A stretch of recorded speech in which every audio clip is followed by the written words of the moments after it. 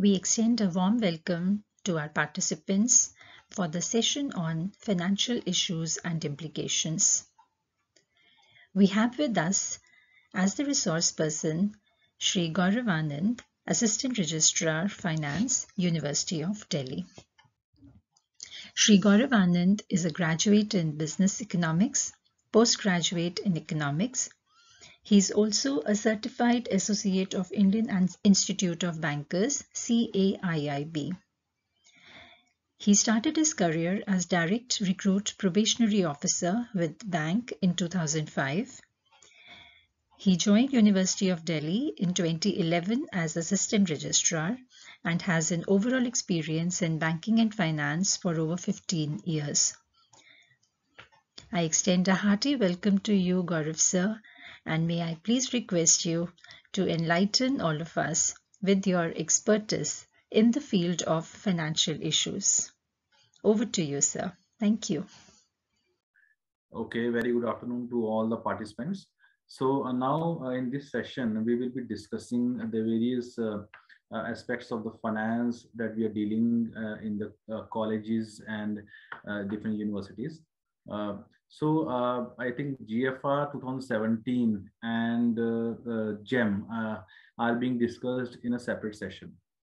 So here we will touch upon the annual accounts that is being dealt in the colleges, the budget, annual budget, how you're making the budget. We'll discuss that. We'll also discuss the record management of the various documents, the financial bills, which is being done in the colleges and universities. We'll also discuss that. And apart from that, we will also discuss about the annual accounts of the university and colleges, how you're making the accounts and budget. Fine. So now we'll start with the annual accounts of the university and colleges. I will take this discussion on the annual accounts. Maybe we'll discuss it for half an hour. Then for next half an hour, we'll discuss about the budget. Then for maybe for 15-20 minutes, we'll discuss about this record keeping and record management of bills and other things in the colleges and in the university. And then we will also touch upon the various vigilance cases and various vigilance angles that are required to be known by the people who are working in the colleges and the universities. So we'll take few cases of the procurements and different cases and how they are related to the financial management and financial aspect. We'll discuss vigilance angle also. Now we'll start. First, we'll start with the topic of this annual accounts. So हम पहले समझते हैं कि annual accounts क्या होते हैं. जैसे annual accounts क्या होते हैं? An annual report of a company or other organization's activity during the last financial year and accounts covering this period. So एक annual accounts क्या होते हैं? जैसे आप लोग कुछ लोग जो फाइनेंस में काम करते हैं वो ये जानते होंगे कि एक बुकलेट होती है जिसमें आपकी जो लास्ट फाइनेंशियल ईयर है उसकी जो एक्टिविटीज आपकी हुई है, फाइनेंशियल एक्टिविटीज हुई है, उसका एक रिकॉर्ड पूरा रहता है. जो भी आपने परचेज की है, जो भी आपने सेल किया है, जो भी आपने एसेट्स बनाए हैं, जो भी आपके पास गवर्नमेंट से आपके पास ग्रांट्स आपके पास आई हैं, उन सब का रिकॉर्ड जो है आपके पास रहता है. तो वो सारा रिकॉर्ड जो है हम एक एनुअल अकाउंट्स की फॉर्म में साल के अंत में हम बनाते हैं. In the end of the year, we compile the record of the bills and procurements and purchases and all the financial aspects in the form of annual accounts. और annual accounts जो होता है वो किसी भी कंपनी का या किसी भी संस्था का we can say कि this is the face of the organization. तो जो जैसे एनुअल अकाउंट्स है, आप किसी भी ऑर्गेनाइजेशन के बारे में जानना चाहते हैं तो एक जो डॉक्यूमेंट जो बहुत इंपॉर्टेंट डॉक्यूमेंट होता है वो एनुअल अकाउंट होता है.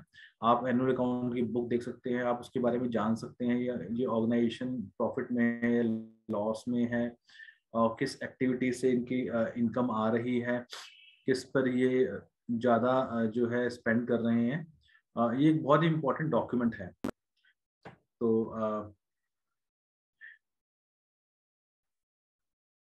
अब हमारा जो यूनिवर्सिटी या हमारे जो कॉलेजेस हैं, इसे we call it a non profit organization. Okay, so we call it a non profit organization. तो इसके अंदर जो आपके कॉलेजेस के अंदर जो किस फॉर्म में एनुअल अकाउंट्स होते हैं, the order of presentation of final accounts is balance sheet, income and expenditure and receipt and payment account. ये तीन फॉर्म के अंदर या तीन फॉर्मेट के अंदर हम एनुअल अकाउंट्स बनाते हैं। एक होती है बैलेंस शीट आपकी, एक होती है इनकम एंड एक्सपेंडिचर अकाउंट, और एक होता है रिसीट एंड पेमेंट। अभी हम आगे समझेंगे इसको, ये क्या होता है। ये तीन चीजें होती हैं जो एनुअल अकाउंट की फॉर्म में या एनुअल अकाउंट की बुकलेट के अंदर जो हम कंपाइल करते हैं। अब ये डिटेल्स जो होती हैं बैलेंस शीट की, इनकम एंड एक्सपेंडिचर अकाउंट की और रिसीट एंड पेमेंट की, ये शेड्यूल्स की फॉर्म में होते हैं, और शेड्यूल्स जो अटैच होते हैं आपकी बैलेंस शीट के साथ। तो schedule forming part of income and expenditure, schedule forming part of accounts and receipt and payment account. तो ये भी हम समझेंगे कि शेड्यूल्स क्या होते हैं। तो मैं बहुत ही एक सिंपल वे में मैं समझाऊंगा कि ऐसा ना लगे आपको, जो जो फाइनेंस के अंदर आपके जो हमारे साथी नहीं है, फाइनेंस के अंदर जो काम नहीं करते हैं, उनको ऐसा ना लगे कि क्या out of the box topic है या क्या एक डिफिकल्ट सा टॉपिक है। मैं आपको इसमें एक लेमन लैंग्वेज में समझाऊंगा। मैं इसके जो है ना आपका एक इन डेप्थ भी हम इसके जाएंगे, लेकिन एक बहुत नॉर्मल और एक लेमन लैंग्वेज में हम इसको स्टडी करेंगे। तो ये पर्पस जो है हमारा, जो हमारा पर्पस है वो इस सेशन का वो ये रहा है कि आपको हर जो पार्टिसिपेंट है उसको ये इस क्लास के बाद ये पता होना चाहिए कि एक एनुअल अकाउंट या बैलेंस शीट जो हमारे कॉलेज की होती है, हमारी संस्था की होती है, वो क्या होती है, उसका पर्पस क्या होता है। ठीक है, तो आप ये पहले आप ये समझिए कि जो हमारे जो कॉलेजेस के अंदर या हमारे जो इंस्टीट्यूशन के अंदर जो एनुअल अकाउंट्स होते हैं वो एक नॉन प्रॉफिट ऑर्गेनाइजेशन के फॉर्मेट में होते हैं, जो क्योंकि हम प्रॉफिट नहीं कमाते, हमारे पास ग्रांट्स आती हैं गवर्नमेंट ऑफ इंडिया से, उसी ग्रांट को हम स्पेंड करते हैं। तो ये हमारा पहले ये चीज़ जो हमें समझनी है कि हमारी जो बैलेंस शीट या इनकम एक्सपेंडिचर होता है इसमें हम प्रॉफिट नहीं शो करते। अब हम इसको स्टेप बाय स्टेप इसको लेते हैं कि what is a balance sheet. So अब हम समझते हैं कि what is a balance sheet. Balance sheet shows what the organisation owns and what it owes. Okay, so asset, liabilities, and reserves reflected in the balance sheet are the indicators of financial position, and hence the balance sheet reveals the financial position of an organization. A balance sheet has the following contents. A balance sheet में क्या होता है, आपके capital fund होते हैं, liability होती है और एसेट्स होते हैं। तो ये तीन चीजें जो हैं आपकी बैलेंस शीट में होती हैं। Okay, so now we will study balance sheet in detail. Okay.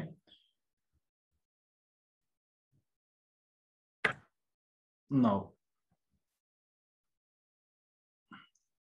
अब देखिए बैलेंस शीट क्या होती है।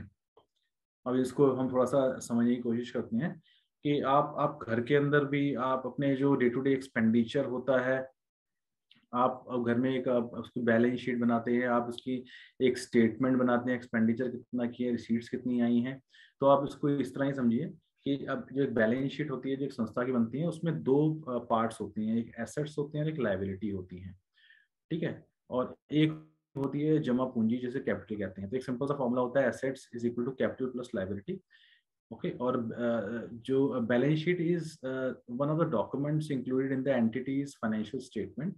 Okay, and of the financial statement, balance sheet is stated as of the end of the reporting period, while income and expenditure and receipt and payment cover the entire reporting period.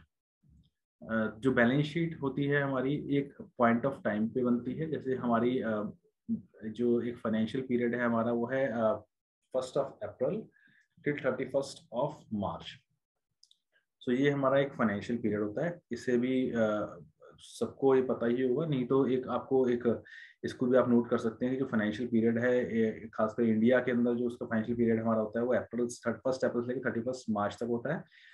कुछ countries का जैसे US या UK, इनके अंदर financial year 1 जनवरी से 31 दिसंबर का होता है, बट हमारा जो है इंडिया के अंदर 1 अप्रैल टिल 31 मार्च होता है। तो is of the financial statement balance sheet is stated as as of the end of the reporting period. Balance sheet बनती है 31 मार्च को, वो पिक्चर रिफ्लेक्ट करती है किसी भी ऑर्गेनाइजेशन की। और जो इनकम एंड एक्सपेंडिचर और रिसीट एंड पेमेंट अकाउंट बनता है, वो आपका पूरे साल की जो एक्टिविटीज होती हैं वो रिफ्लेक्ट करता है। कितनी आपने ग्रांट कब आई, कितनी आई, कितनी आपने पेमेंट्स की, पूरे साल में जो आपकी इनकम्स आई होती हैं, एक्सपेंडिचर हुआ होता है, वो इनकम एंड एक्सपेंडिचर अकाउंट उसको कहा जाता है। देखिए हम इसको थोड़ा सा हम बहुत ब्रॉड उसके अंदर पढ़ रहे हैं। हो सकता है कि कुछ हमारे जो कलीग्स हैं उनको लगे कि ये थोड़ा सा जो टॉपिक है डिफिकल्ट लग रहा है, इसमें मैं इन डेप्थ में नहीं जाऊंगा। मैं एक ब्रॉड आइडिया आपको दूंगा इसका एनुअल अकाउंट्स का, और इसके बाद हम बजट पे और विजिलेंस के कुछ केसेस पे और रिकॉर्ड मैनेजमेंट पे आएंगे, जो कि आपका जो डे टू डे वर्किंग के अंदर आपका यूज होता है। हो सकता है बैलेंस शीट आप लोगों का डे टू डे आप नहीं करते हो, आपने एक सीए पैनल किए हो, उनके थ्रू आप बनवा रहे हो, बट आपको एक ब्रॉड जो व्यू है वो समझना बहुत जरूरी है कि बैलेंस शीट क्या होती है। अब जो बैलेंस शीट आपकी होती है उसके अंदर जो आइटम्स होती हैं, एसेट साइड होता है, एक लाइबिलिटी साइड होता है।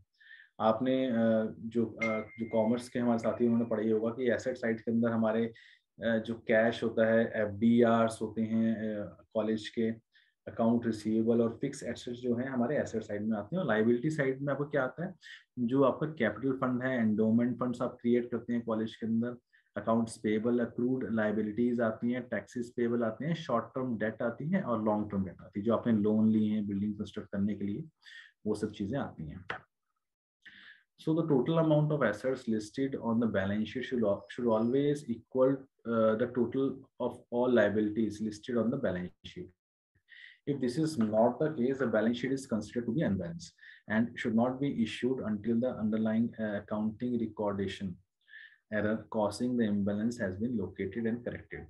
आप एक ये सिंपल ये समझिए, जब आपको कॉलेज के अंदर कोई बैलेंस शीट साइन करनी है, भले ही कि आपने चार्टर्ड अकाउंटेंट से बनवाई है, लेकिन रिस्पॉन्सिबिलिटी जो है फाइनेंस के जो हमारे जो साथी हैं जो काम कर रहे हैं उनकी रहती है, जो साइन करते हैं। तो आप पहले चीज़ देखिए कि आपकी बैलेंस शीट हमेशा टैली होनी चाहिए। कोई अगर आपका इवन 1 रुपये का भी डिफरेंस है एसेट्स और लाइबिलिटी में, आपको टैली करना है, आपको उसको चेक करना है डिफरेंस कहाँ है, कैसे है।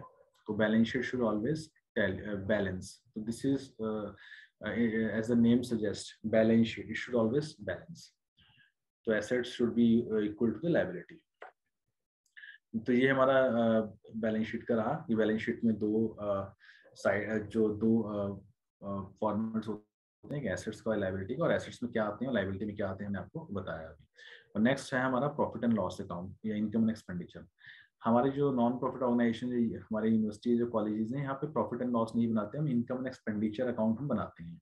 क्योंकि हम एक नॉन प्रॉफिट है और प्रॉफिट या लॉस तो हम नहीं करते, बट हमारी इनकम और एक्सपेंडिचर में एक्सेस या डेफिसिट रहता है इनकम में। तो all the incomes and expenditure are shown under the profit and loss account or income and expenditure account as in our universities and colleges. Then income and expenditure account reveals the financial results of the operations during the year. That is whether the organization earned a surplus or incurred a deficit. Fine.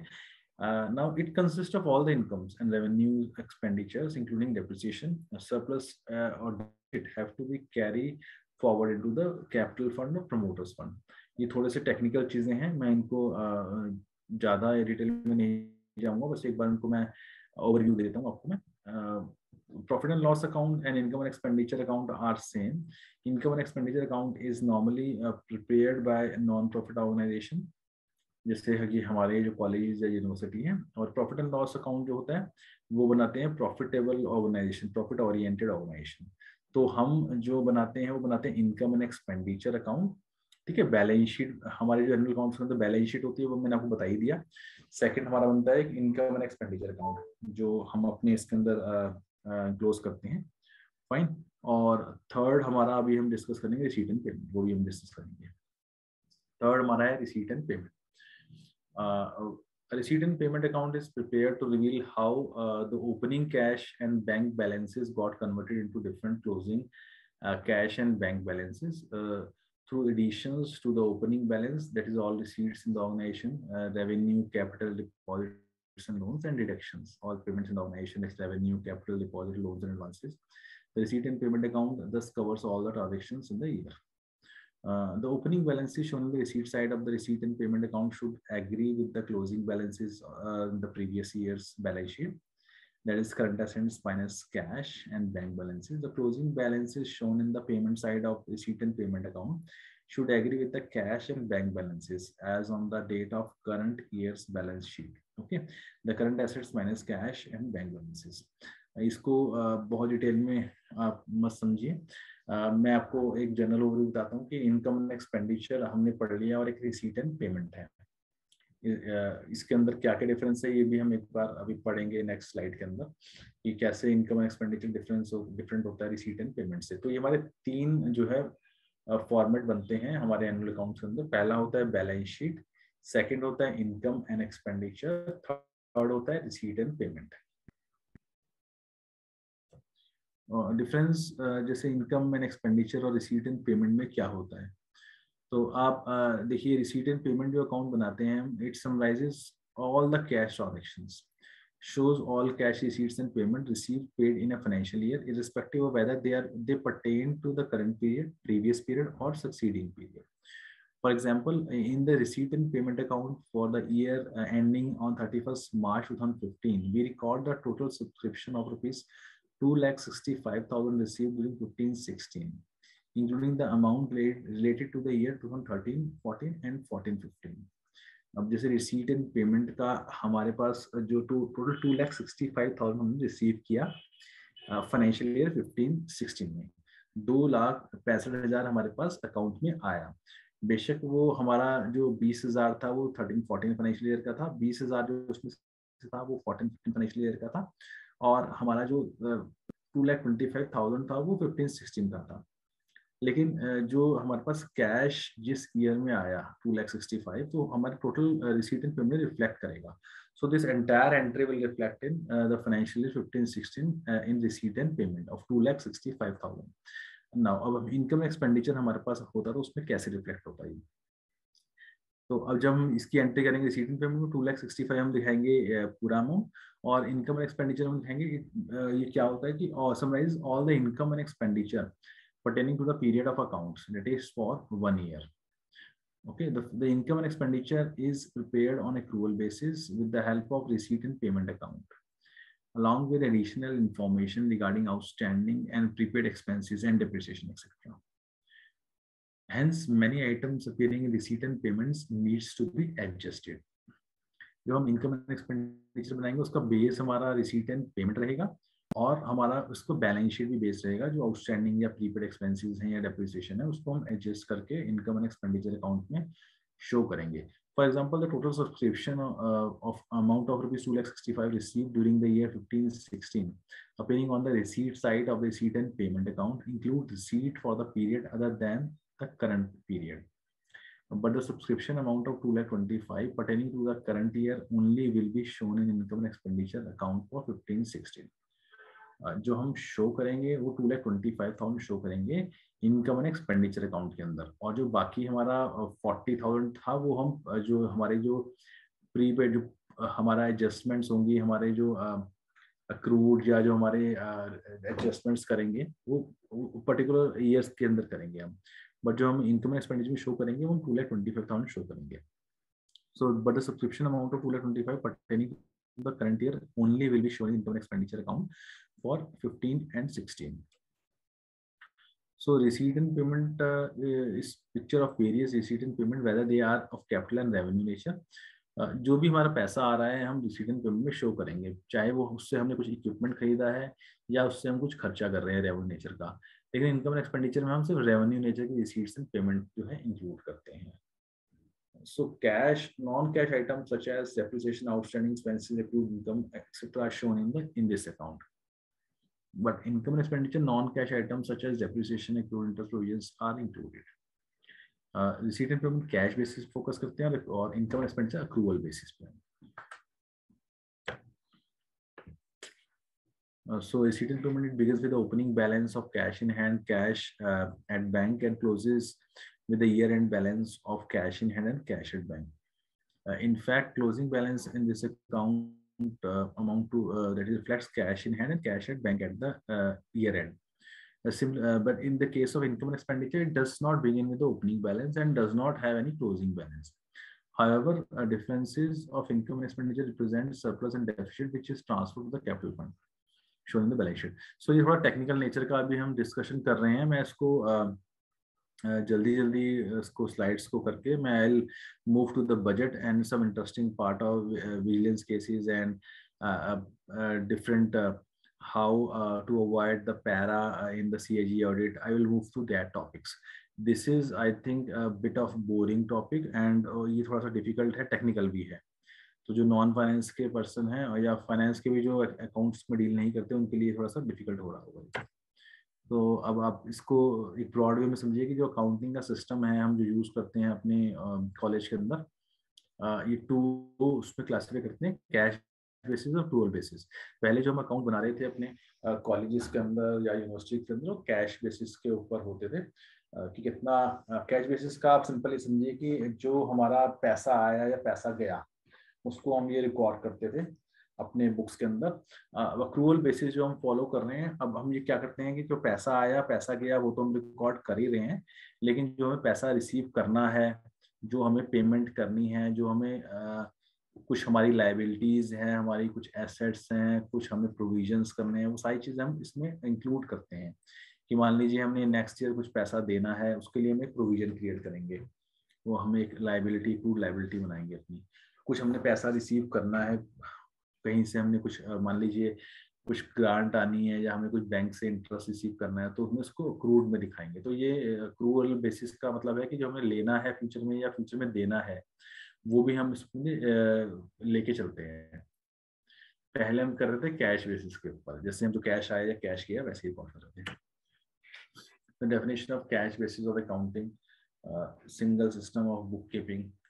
Okay, so ये इसको हम छोड़ते हैं, थोड़ा technical है. Definition of accrual basis of accounting based on double entry system of bookkeeping. इसको भी आप ये समझिए कि जो अभी हम जो कॉलेजेस के अंदर हमारे अकाउंट्स बन रहे हैं वो एक्रूअल बेसिस पे बन रहे हैं. एक्रूअल बेसिस क्या होता है? एक्रूअल बेसिस पे क्या होता है कि आपकी जो एक्रूड इनकम होती है, जो आपको income which has been earned but not yet received, जिसमें क्या होता है बैंक का जो एफडी का इंटरेस्ट होता है वो आपको एक्रू हो चुका है, लेकिन क्योंकि एफडी की मैच्योरिटी मार्च में नहीं है, एफडी मैच्योर होगी आपकी सितंबर में फाइनेंशियल ईयर क्लोजिंग के बाद. तो लेकिन हम एक बैंक से एक सर्टिफिकेट लेते हैं एक्रूड इंटरेस्ट का, कितना हमारा 31 मार्च तक इंटरेस्ट बना है, तो वो हम इसको इंक्लूड करेंगे अपनी इनकम के अंदर, बैलेंस शीट के अंदर. और ऐसे ही accrued expenses. Accrued expenses is expense which has been included but not yet paid, which has been incurred but not yet paid. हमारे पास कुछ बिल आया है और हमने उसका जो मान लीजिए इलेक्ट्रिसिटी का बिल है, हमने इट पर्टेन्स टू हमारे पास मार्च में बिल आया है बट हमने उसको पे नहीं किया, तो हमें एक्सपेंसेस जो पे करने हैं अप्रैल में मई के अंदर पे करने हैं, तो उसका एक प्रोविजन बनाएंगे. So accrued expenses is expense which has been incurred but not yet paid. तो वो हमने खर्चा बिजली का बिजली यूटिलाइज की है बट हमने बिल पे नहीं किया, तो उसको accrued expenses में हम शो करेंगे. Prepaid income is revenue received in advance but which is not yet earned. तो और ऐसे ही प्रीपेड एक्सपेंसेस हैं, जो प्रीपेड जो expenses prepaid income is revenue received in advance but which is not yet earned, right? And provisions of various future expenses वो भी हम करेंगे. So ये जो different heads है इसके अंदर हम accrued income, accrued expense, prepaid income, prepaid expense and provision for future expenses, ये सब हम यूज करेंगे अपनी accrual बैलेंस शीट के अंदर.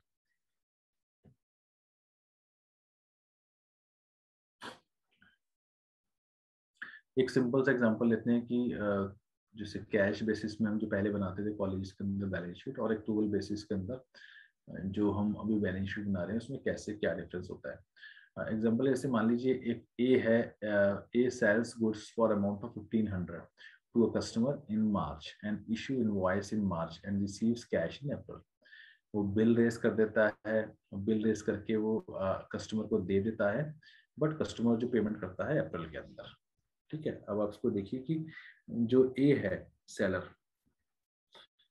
अगर वो कैश बेसिस पे काम कर रहा है तो वो A recognises sale in April month when the cash is received. तो ये क्या करेगा, जब उसके पास कैश आएगा वो तभी रिकॉर्ड करेगा अपनी सेल को बुक्स के अंदर, दैट इज अप्रैल में रिकॉर्ड करेगा। वो मार्च के अंदर उसका कोई प्रोविजन नहीं करेगा कि पैसा रिसीव करना है, क्या करना है, बिल रेस की है। अगर वो कैश बेसिस पे काम कर रहा है तो वो अप्रैल के अंदर ही अपनी रिसीव जो रिकॉर्डिंग करेगा। बट अगर अक्रूवल बेसिस का होगा तो ये recognize sale in March when it issues invoice. जैसे ही वो इनवॉइस जनरेट करता है, बिल रेस करता है कस्टमर पे, तो वो उसी वक्त अपनी बुक्स के अंदर रिकॉर्ड करेगा। तो ये सिंपल एग्जांपल था। डेफिनेशन डबल एंट्री सिस्टम, उसको हम छोड़ देते हैं। प्राइमरी काउंटिंग डॉक्यूमेंट्स, जो आप अपनी जो कॉलेज के अंदर जो एनुअल अकाउंट्स बनाते हैं, जो अकाउंट्स में काम कर रहे हैं, उसको क्या क्या डॉक्यूमेंट्स चाहिए होते हैं। Transactions are recorded in 2 books of original entry, that is cash books and journals. Okay, so आप जो रिसीट वाउचर्स होते हैं उसकी एंट्रीज करते हैं अपनी टैली के अंदर। तो cash payment and vouchers, bank payment vouchers, general vouchers.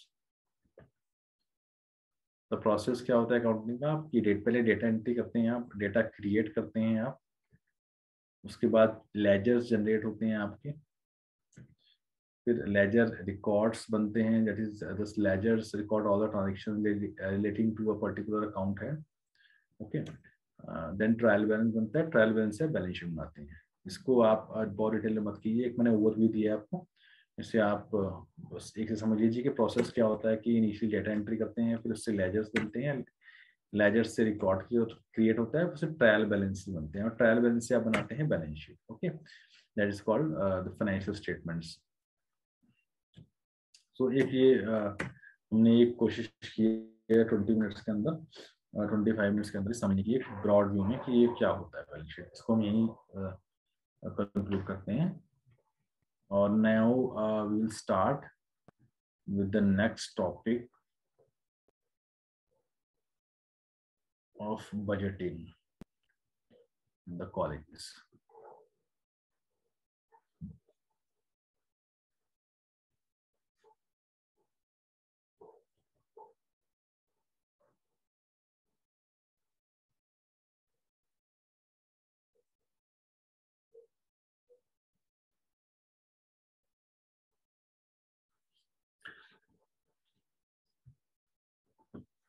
इसको भी हम एक ओवरव्यू में समझते हैं कि बजटिंग कैसे कॉलेजेस में बजटिंग होती है, बजट होता क्या है कॉलेजेस का। अभी हम समझा एनुअल अकाउंट्स। अब आप एक चीज समझिए कि एनुअल अकाउंट्स में क्या डिफरेंस रहता है।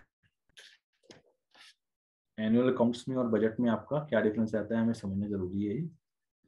अब बजट हमारा क्या होता है कि अब मान लीजिए हमारा जो भी फ्यूचर के लिए हमें कुछ अपना फंड्स को एलोकेट करना है एक्सपेंडिचर के लिए, तो उसको उसके लिए हम बजट बनाते हैं, बजटिंग करते हैं। और ये हम एक जो है ना एडवांस में बनाते हैं, एक साल पहले बनाते हैं। जो हमें अगर नेक्स्ट ईयर कुछ करना है तो इस साल बजट बनाएंगे कि हम नेक्स्ट ईयर क्या करना है, या नेक्स्ट मंथ क्या करना है, तो आज बजट बनाएंगे।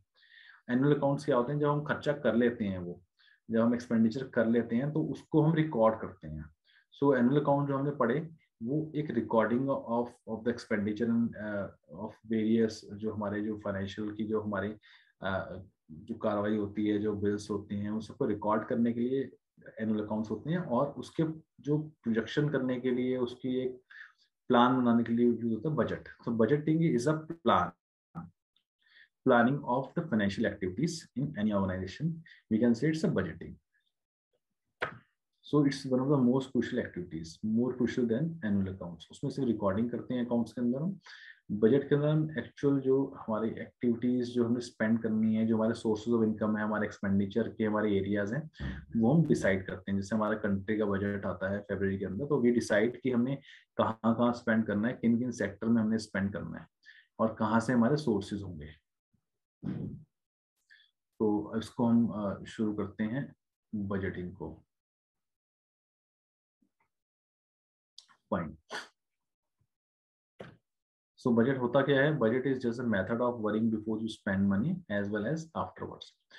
इससे बजट होता है कि पहले आप सोचना शुरू करते हैं कि कहाँ हमने स्पेंड करना है, और उसके बाद हम उसको एनालाइज भी करते हैं साथ साथ बजट के अंदर, कि बजट वेव करना है या बजट रिस्टोर करना है, वो भी एक्टिविटीज रहती हैं।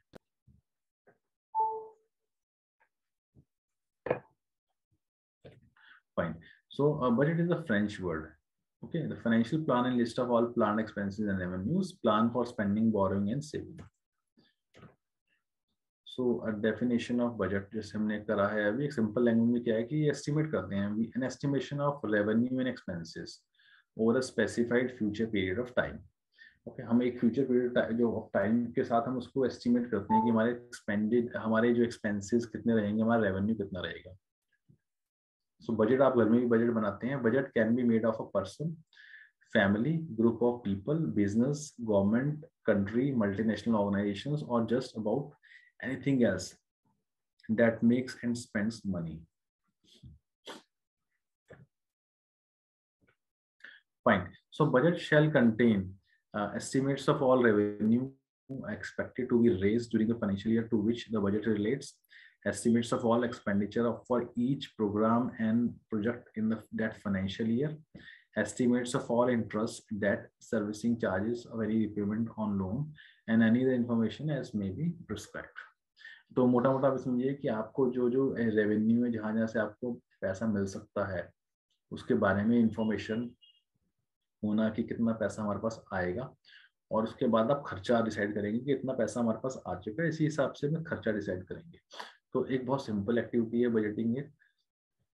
इसमें पहले आप देखते हैं कि आपको कितना पैसा आएगा, और दूसरी एक्टिविटी इसमें ये होती है कि वो पैसा कहाँ कहाँ हम खर्च करेंगे, कितना कितना खर्च करेंगे, कैसे कैसे खर्च करेंगे, किन किन स्कीम्स में, किन किन डिपार्टमेंट्स में, और किस किस एक्टिविटी पे हम स्पेंड करेंगे.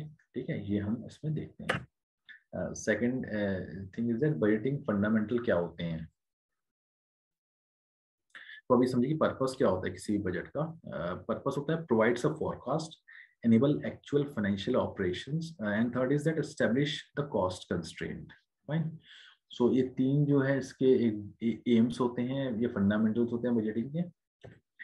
उसके बाद है why do we produce budget. Budget हम क्यों बनाते हैं, इसकी जरूरत क्या है बजट बनाने की. तो बजट की क्या जरूरत है. Necessitate setting of goals and establishing action needed to attain goal. Organizing, second is organizing, involves the allocation of resources. Third is leading, it leads to communication and motivation. आपका एक budget होगा तो हम एक अपने डिपार्टमेंट्स में, अपने branches में, अपने जो डिफरेंट हमारे वर्टिकल्स हैं, सब जगह हम कम्युनिकेट कर सकते हैं कि भाई इतना पैसा हमारा रिसोर्स जनरेट हुआ है, इतना हमने स्पेंड करना है. और ये एक मोटिवेशन भी देता है, एक डायरेक्शन देता है कि कहाँ हमने पैसा स्पेंड करना है, किन किन एक्टिविटी स्पेंड करना है, कितना स्पेंड करना है. तो ये तीन इसके जो है एक आप समझिए कि बनाने का उद्देश्य क्या होता है. प्लानिंग होती है, इससे ऑर्गेनाइज होता है पूरी एक्टिविटीज ऑर्गेनाइजेशन की, और एक लीड होती है. Benefits of budget. सो जो बजट आप बनाते हैं तो क्या बेनिफिट्स है. Forces manager to do planning. Realistic performance targets get fixed basis of controlling what happened within the organization, helps coordinate the activities of various centers that make up business. Communication, managers exchange information on ideas, etc. Motivating tool if the process involves staff. और लेकिन इसी के साथ इसकी limitations भी होती हैं. और लिमिटेशंस क्या है कि only estimates not as a statement of facts. एक एस्टिमेट होते हैं, ऐसा नहीं है कि ये कुछ खर्चा होगा या नहीं होगा, कैसे रहेगा. No substitute for sound management practices, need to be amended if circumstances change. Preparation does not guarantee success. Why?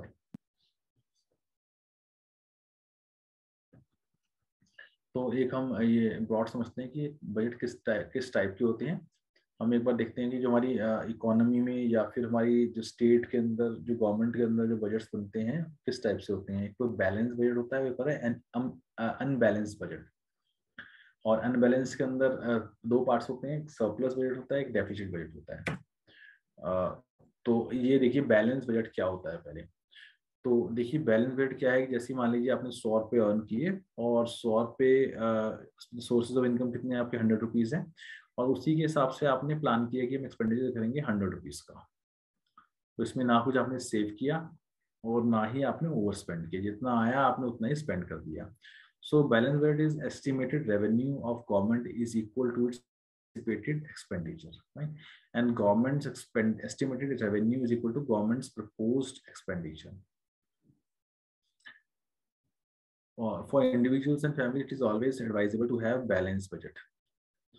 तो इंडिविजुअल्स के लिए मुझे क्या, फैमिलीज के लिए या फिर इंडिविजुअल्स के लिए ये सजेस्टेड होता है कि जितना आपकी इनकम है उतना ही आप स्पेंड कीजिए। और for like non-government organizations like colleges and universities and all autonomous bodies, we are following balanced budget. जितना हमारे सोर्सेज होते हैं, जितनी हमारी ग्रांट आती है फंडिंग एजेंसी से, उतना ही हम स्पेंड करते हैं। अनबैलेंस बजट, अब यहाँ अनबैलेंस बजट क्या होता है? The budget which in which income and expenditure are not equal to each other.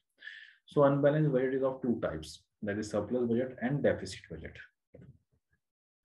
तो अब सरप्लस बजट क्या होता है, हम ये जानते हैं कि when estimated revenue are greater than anticipated expenditure, जब आपके पैसा ज्यादा होता है और आप खर्चे आप कम करते हैं, तो इसमें क्या होता है? पैसा बच जाता है हमारे पास, तो वो हमारी सेविंग्स होती हैं। तो ये हम समझ रहे हैं एक किसी इकोनॉमी का या कंट्री का या स्टेट का, ठीक है। इसको हम अभी जो यूनिवर्सिटी सिस्टम या कॉलेज से अभी कोरिलेट करेंगे।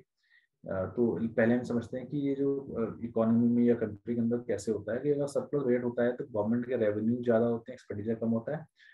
और the surplus rate shows the financial soundness, क्योंकि सेविंग्स होती हैं। When there is too much saving, तो इकोनॉमी में ग्रोथ होने के चांसेस होते हैं अच्छी। तो general trend is it will reduce aggregate demand. Next, the deficit budget. Deficit budget क्या होता है कि when the estimated government expenditure is more than that of expected revenue. So revenue कम होता है, एक्सपेंडिचर ज्यादा होता है, तो क्या होता है कि खर्चा ज्यादा हो रहा है और रेवेन्यू कम है, तो गवर्नमेंट को बोरो करना पड़ता है या इंस्टीट्यूट्स को बोरो करना पड़ता है। Such deficit amount is generally covered through public borrowing और of withdrawal resources from the accumulated reserve surplus. In a way, deficit bait is a liability of the government as it creates burden of debt and it reduces the stock or reserves of the government. Okay, but it helps in the growth. और हम देखते हैं कि budget जो university में होता है या कॉलेजेस में होता है, उसका हम एक ओवरव्यू लेते हैं कि हमें पता होना चाहिए कि बजट है क्या और कैसे इसमें एक्टिविटी होता है, बनता कैसे है। जैसे अभी हमने एनुअल अकाउंट्स का देखा कि ये क्या होते हैं। ऐसे आप देखिए कि बजट जो बनता है यूनिवर्सिटी सिस्टम में, वो अभी जो सिस्टम है वही बताऊंगा, जैसे अभी अब चेंज हो गया है। तो एक जो ट्रेडिशनल वे है कि मेंटेनेंस ग्रांट होती है, एक प्लान ग्रांट होती है, एक ईयरमार्क फंड्स होते हैं। फाइन। अभी प्लान ग्रांट जो है वो चेंज होने के बाद कैपिटल ग्रांट ही एड हुआ है और मेंटेनेंस में रिकरिंग पार्ट आ गया है। अब जो हमारा जो एक्सपेंडिचर होता है वो रेवेन्यू और कैपिटल में डिवाइड होता है। जो revenue part of accounts is shown under income and expenditure account and capital investments are taken to the balance sheet। अच्छा, ये समझना बहुत जरूरी है कि जो हमारा एक्सपेंडिचर जो होता है हम करते हैं, ये हमारा कॉलेज में होता है, एक रेवेन्यू एक्सपेंडिचर होता है और एक होता है हमारा कैपिटल एक्सपेंडिचर। तो रेवेन्यू एक्सपेंडिचर में क्या आता है कि जो expenses incurred in regulating day to day activities of the business, जो हम डे टू डे हम कॉलेज में खर्चा करते हैं, मेंटेनेंस के ऊपर खर्चा करते हैं, जो आप ये समझिए कि जो आप repairs and maintenance engineering works होता है, या फिर आप सिक्योरिटी गार्ड्स रखते हैं कॉलेज के अंदर, या आप सैनिटेशन के लिए जो खर्चा करते हैं, जो भी आपका डे टू डे एक्टिविटीज में खर्चा होता है, वो रेवेन्यू एक्सपेंडिचर कहलाया जाता है। ये शॉर्ट टर्म होता है, रिकरिंग बार बार खर्चा होता है। अब सैलरीज के ऊपर भी जो खर्चा करते हैं, that is of revenue expenditure, that is also recurring expenditure. Salary grant इन जो आपको मिलती है, वो show that grant in revenue expenditure. और जो खर्चा करते हैं करंट फाइनेंशियल ईयर में, उसका हम इंक्लूड कर लेते हैं। सेकंड होता है हमारा कैपिटल एक्सपेंडिचर। वो कैसे होता है? हमारी कैपिटल ग्रांट इन एड, जो अभी यूजीसी ने कुछ सालों में हमारा जो फॉर्मेट है ग्रांट का चेंज किया है, एक रिकरिंग में सैलरी में देते हैं, एक रिकरिंग में देते हैं और एक कैपिटल ग्रांट इन एड में देते हैं। तो जो कैपिटल ग्रांट इन एड में जो खर्चा हमारा होता है, उससे मशीन्स इक्विपमेंट्स आते हैं, मशीन्स हम परचेज करते हैं हम, और जिससे हम कंस्ट्रक्शन करते हैं, जो बिल्डिंग्स कंस्ट्रक्ट करते हैं, तो सारा खर्चा आता है कैपिटल एक्सपेंडिचर में आपका। That is a long term, non recurring and more than a year. वो बार बार खर्चा नहीं होता है, एक टाइम पे खर्चा होता है, लॉन्ग टर्म के लिए यूटिलाइज होता है और एक साल से ज्यादा उसका बेनिफिट हमें मिलता है। सो वो हम कहेंगे capital expenditure.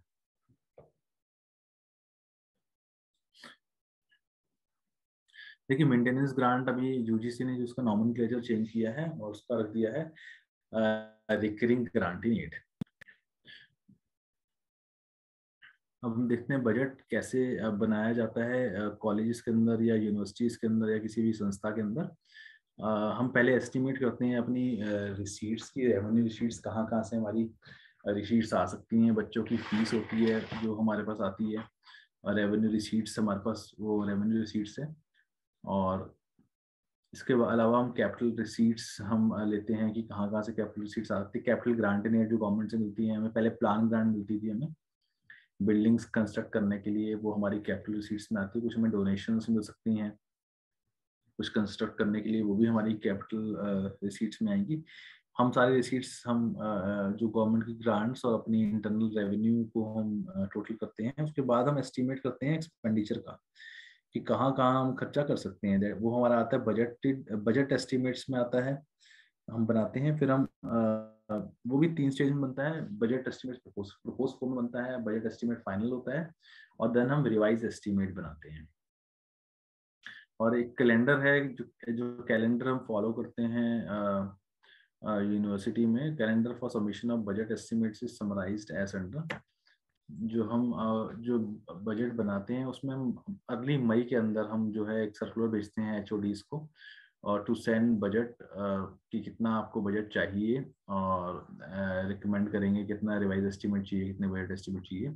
Second week of July के अंदर हमारे बजट प्रपोजल रिसीव हो जाते हैं सारे डिपार्टमेंट से। अगस्त के अंदर एक एचओडीज के साथ मीटिंग होती है, डीन्स की, फाइनेंस ऑफिसर, रजिस्ट्रार, इंडिकेटिंग और ओवरऑल लिमिटेशंस। और लेटर हाफ ऑफ सितंबर में हम formulation of budget estimate along with the revise estimates for the current year start होता है और बनता है। अक्टूबर के अंदर हम सबमिट करते हैं budget estimate revise estimate registrar को। दिसंबर के अंदर it is placed before the finance committee and executive council, and later in the February presentation of the budget in the court of the university court में उसको report किया जाता है। तो ये फॉर्मेट है, सिस्टम है हमारा जो फॉलो करते हैं हम, और बाकी यूनिवर्सिटीज और कॉलेजेस जो गवर्निंग बॉडी में प्लेस करके जो सिस्टम फॉलो करते हैं।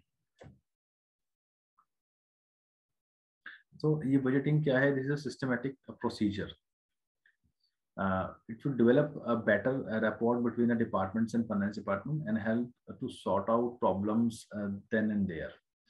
In practice, when the circular is sent to the department's office, assistants prepare the budget estimates, BE and RE, in consultation with the HODs, who forward them to the finance section. The finance section consolidates the statement after vetting the proposal and to suit the level of expected funds.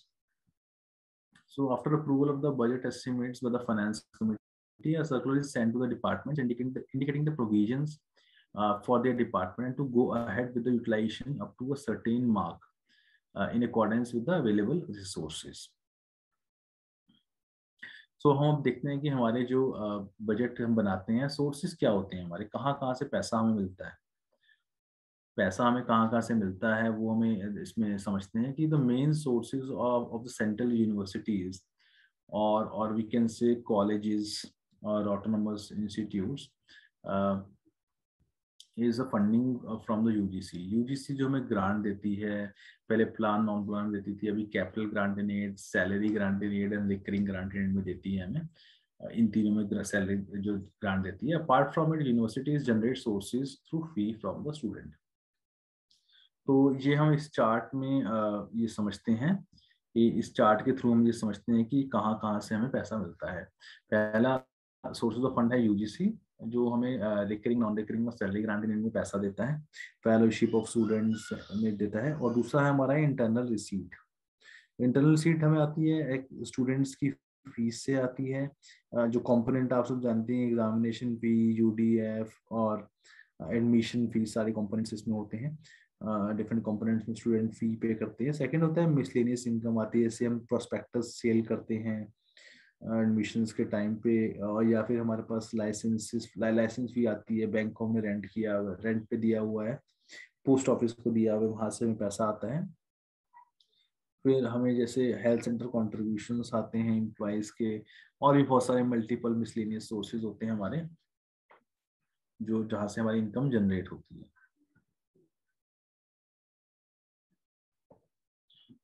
Okay, so utilisation of funds. अब जो हमारे पास पैसा हमारे पास आता है, जो हमने sources हमने इकट्ठे किए हैं, डिफरेंट हमारे जो रेवेन्यू रिसीट्स या कैपिटल रिसीट्स हमारे पास आए हैं, अब उसका यूटिलाइजेशन कैसे होता है, अब वो देखते हैं हम। जो बजट के अंदर हम बजट बनाते हैं उसके बाद हम यूटिलाइज करते हैं।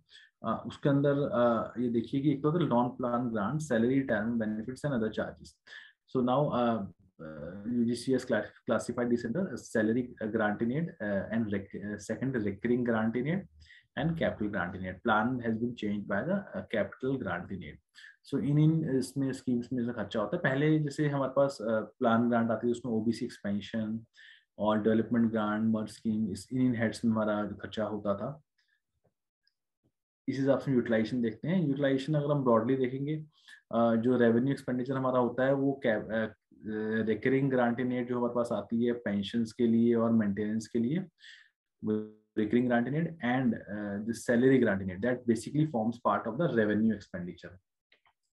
और जो कैपिटल ग्रांट इन एड जो अर्स्टवाइल प्लान ग्रांट थी, कैपिटल ग्रांट इन एड, उसके अंदर मेनली हमारा खर्चा होता है, कैपिटल एक्सपेंडिचर होता है जो कि machines and equipments, scientific equipments या फिर एसीज और आपके जो कैपिटल इक्विपमेंट्स होते हैं, जो आपके कूलर्स या फिर कुछ और आपका खर्चा होता है, वो हमारा कैपिटल ग्रांट में खर्चा होता है हमारा। तो ये जो खर्चे हैं हमारे, ये इस तरह से क्लासिफिकेशन है इसका, यूटिलाइजेशन ऑफ फंड्स। अब हम करते क्या हैं, जैसे यूनिवर्सिटीज के अंदर क्या करते हैं, बजट बनाने के बाद हमारा जो पैसा होता है UGC से टाइम टू टाइम आता है। मे बी ग्रांट 3 मंथ्स में ग्रांट आती है, कई बार 6 मंथ्स में आती है, कई बार मंथली ग्रांट आती है। और जो स्टूडेंट की रिसीट भी हमारे पास होती है, वो उनका जो इनफ्लो होता है वो पूरे साल वेरिएशन रहता है उसके अंदर। किसी मंथ में हमारा एडमिशन होते हैं, एग्जामिनेशन होते हैं, हमारे पास ज्यादा पैसा आता है, किसी मंथ में कम आता है, और किसी साल क्या होता है कि हमारे पास इनकम कम रह जाती है, UGC की ग्रांट जो है हमें कम देती है।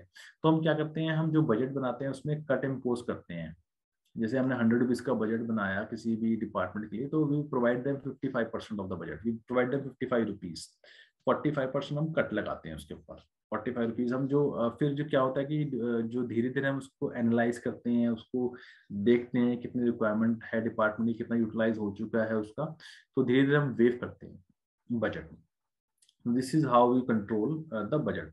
और हम कुछ हेड्स में रीअप्रोप्रिएट भी करते हैं, between different heads we reappropriate the budgets, तो ये भी हम करते हैं।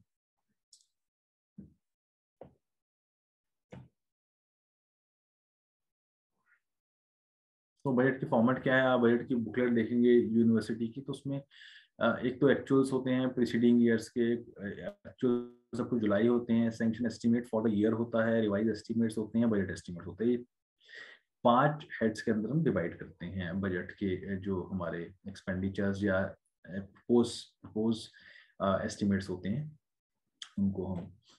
तो ये बजट एज अ ग्लांस है, ये आप देखेंगे किस तरह से हम जो यूनिवर्सिटी का बजट होता है किस तरह से प्रेजेंट करते हैं। This is the first page of universities budget, जिसमें एक्चुअल्स होते हैं, बजट एस्टिमेट्स होते हैं, रिवाइज एस्टिमेट होते हैं, बजट एस्टिमेट्स होते हैं नेक्स्ट टू नेक्स्ट ईयर के, वो भी हम इसके अंदर सारे इंक्लूड कर देते हैं। ओपनिंग बैलेंस, इंटरनल सीट कितनी है, तो एक्सपेंडिचर कितना है, डेफिसिट कितना है, वो भी आप देखिए उसके अंदर। जो डेफिसिट होता है that we ask from the UGC।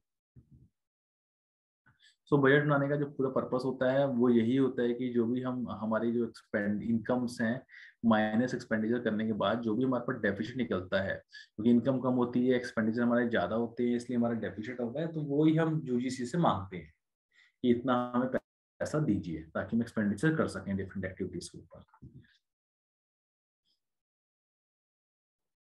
ये एक फॉर्मेट है डिपार्टमेंट्स में किस तरह बजट बनता है। हम 2 हेड्स में क्लासीफाई करते हैं इसको, सैलरी के अंदर और हमारा जो होता है रिकरिंग के अंदर हम करते हैं। रिकरिंग का आप लेके चलिए कि एक पेंशन आ गया और बाकी मेंटेनेंस के लिए जो खर्चा होता है आपका, उसमें हम इसको डिवाइड करते हैं।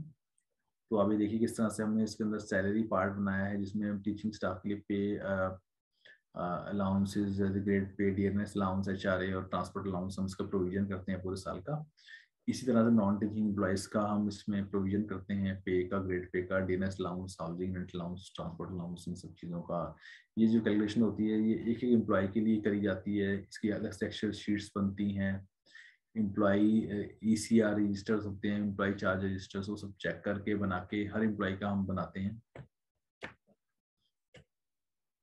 ये simple sheet for calculation of DA, maybe you can go through that.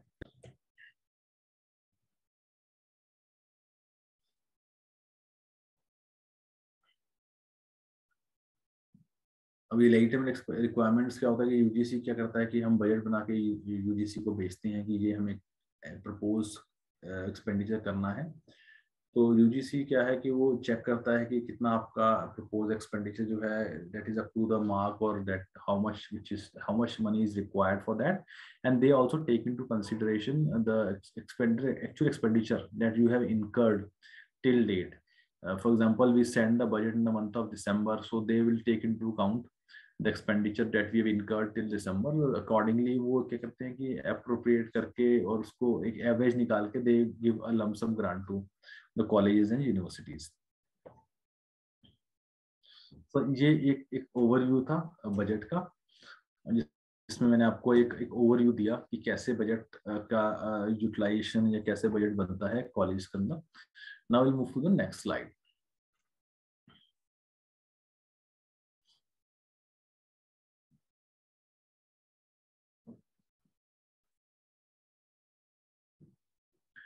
We'll go through this record management. कैसे आप जो फाइनेंशियल रिकॉर्ड्स होते हैं कॉलेजेस में या यूनिवर्सिटीज में मेंटेन करते हैं। Record management, this basically pertains to the financial records, bills, payment records, bills record, employee establishment records. So how you are maintaining all these records, और GFR इसके बारे में क्या कहता है हमें रिकॉर्ड मैनेजमेंट के बारे में, वो हम इसमें पढ़ेंगे।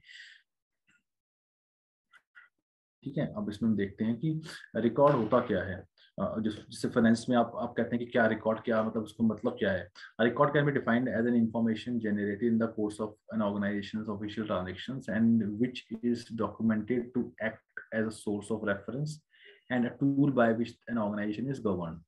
Secondly, the records themselves form a part of or provide evidence of such transactions. As evidence, they are subsequently maintained by or on behalf of those responsible for the transactions. और record management क्या होता है कि इस अपने अपने field है, field of management responsible for systematic control of creation, maintenance and disposition of the records.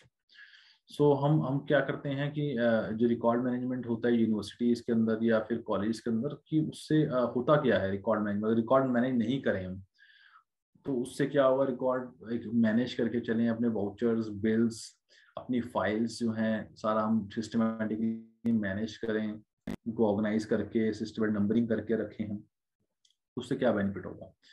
It reduces space requirement. अगर हम इसको रिकॉर्ड को प्रॉपरली, वाउचर्स को प्रॉपरली मेंटेन करके इंडेक्सिंग करके रखते हैं तो एक स्पेस की रिक्वायरमेंट कम होती है हमारे पास।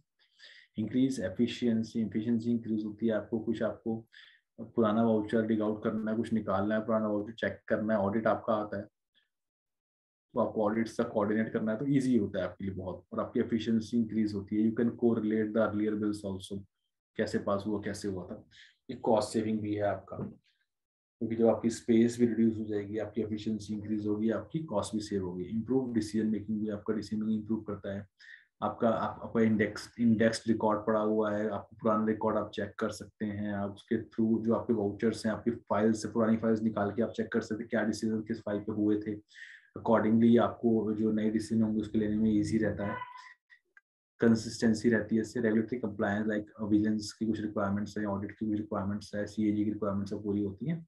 लिटिगेशन प्रोटेक्शन, मान लीजिए कुछ आपका सूट, लीगल सूट है, कुछ आपको केस है, कोर्ट केस है, उसके लिए आपको रिकॉर्ड प्रोड्यूस करना इजी रहता है। आरटीआई में आपको जो देना है वो बहुत इजी रहता है देना आपको। Identification and protection of vital records, record आपका जो मैनेज रहता है, आपके वाउचर्स या फिर आपके फाइल्स या फिर आपके कैश बुक्स अगर प्रॉपरली आप मैनेज करते हैं तो आइडेंटिफाई कर सकते हैं आप, जो प्रोटेक्ट कर सकते हैं लॉन्ग टर्म तक अपने रिकॉर्ड्स को। Identification and protection of archival records. So जो हमने बेनिफिट्स अभी पढ़े हैं रिकॉर्ड मैनेजमेंट के, वो यही है कि स्पेस की सेविंग होती है हमारे पास। तो space saving is most immediate realised benefit of record management. उसको आप अगर आपने रिटेंशन शेड्यूल जो अभी डिस्कस करेंगे हम कि वाउचर्स का या फिर आपकी फाइल्स का, फाइनेंस की थिंग्स जो चीज़ें हैं उसको रिकॉर्ड रहता है, और प्रॉपरली अगर आप उसको, जैसे आपका रिटेंशन पीरियड में जाने के बाद आप उसको डिस्ट्रॉय करते हैं, वो भी बहुत जरूरी है। डिस्पोज करना वो भी बहुत जरूरी है। कॉस्ट सेविंग रहती है। Appropriate disposition of records can greatly reduce the need of filing cabinets, file folders, electronic storage, media etcetera. Improving record management system can also reduce missed files and lost records, which can result in costly searches and locate needed records. Increased efficiency. So इसमें क्या होता है, travel of information is made more efficient to improve records management system, and time and money spent on searching for record directly prevents a university from utilizing its resources properly and where they are needed the most. Efficiency increase होती है आपकी. Controlled creation and destruction of records. An effective record management program addresses both creation, control, and record retention. So minimize litigation risk भी आपका रहता है. Record management program reduce the risk associated with the litigation and potential penalties.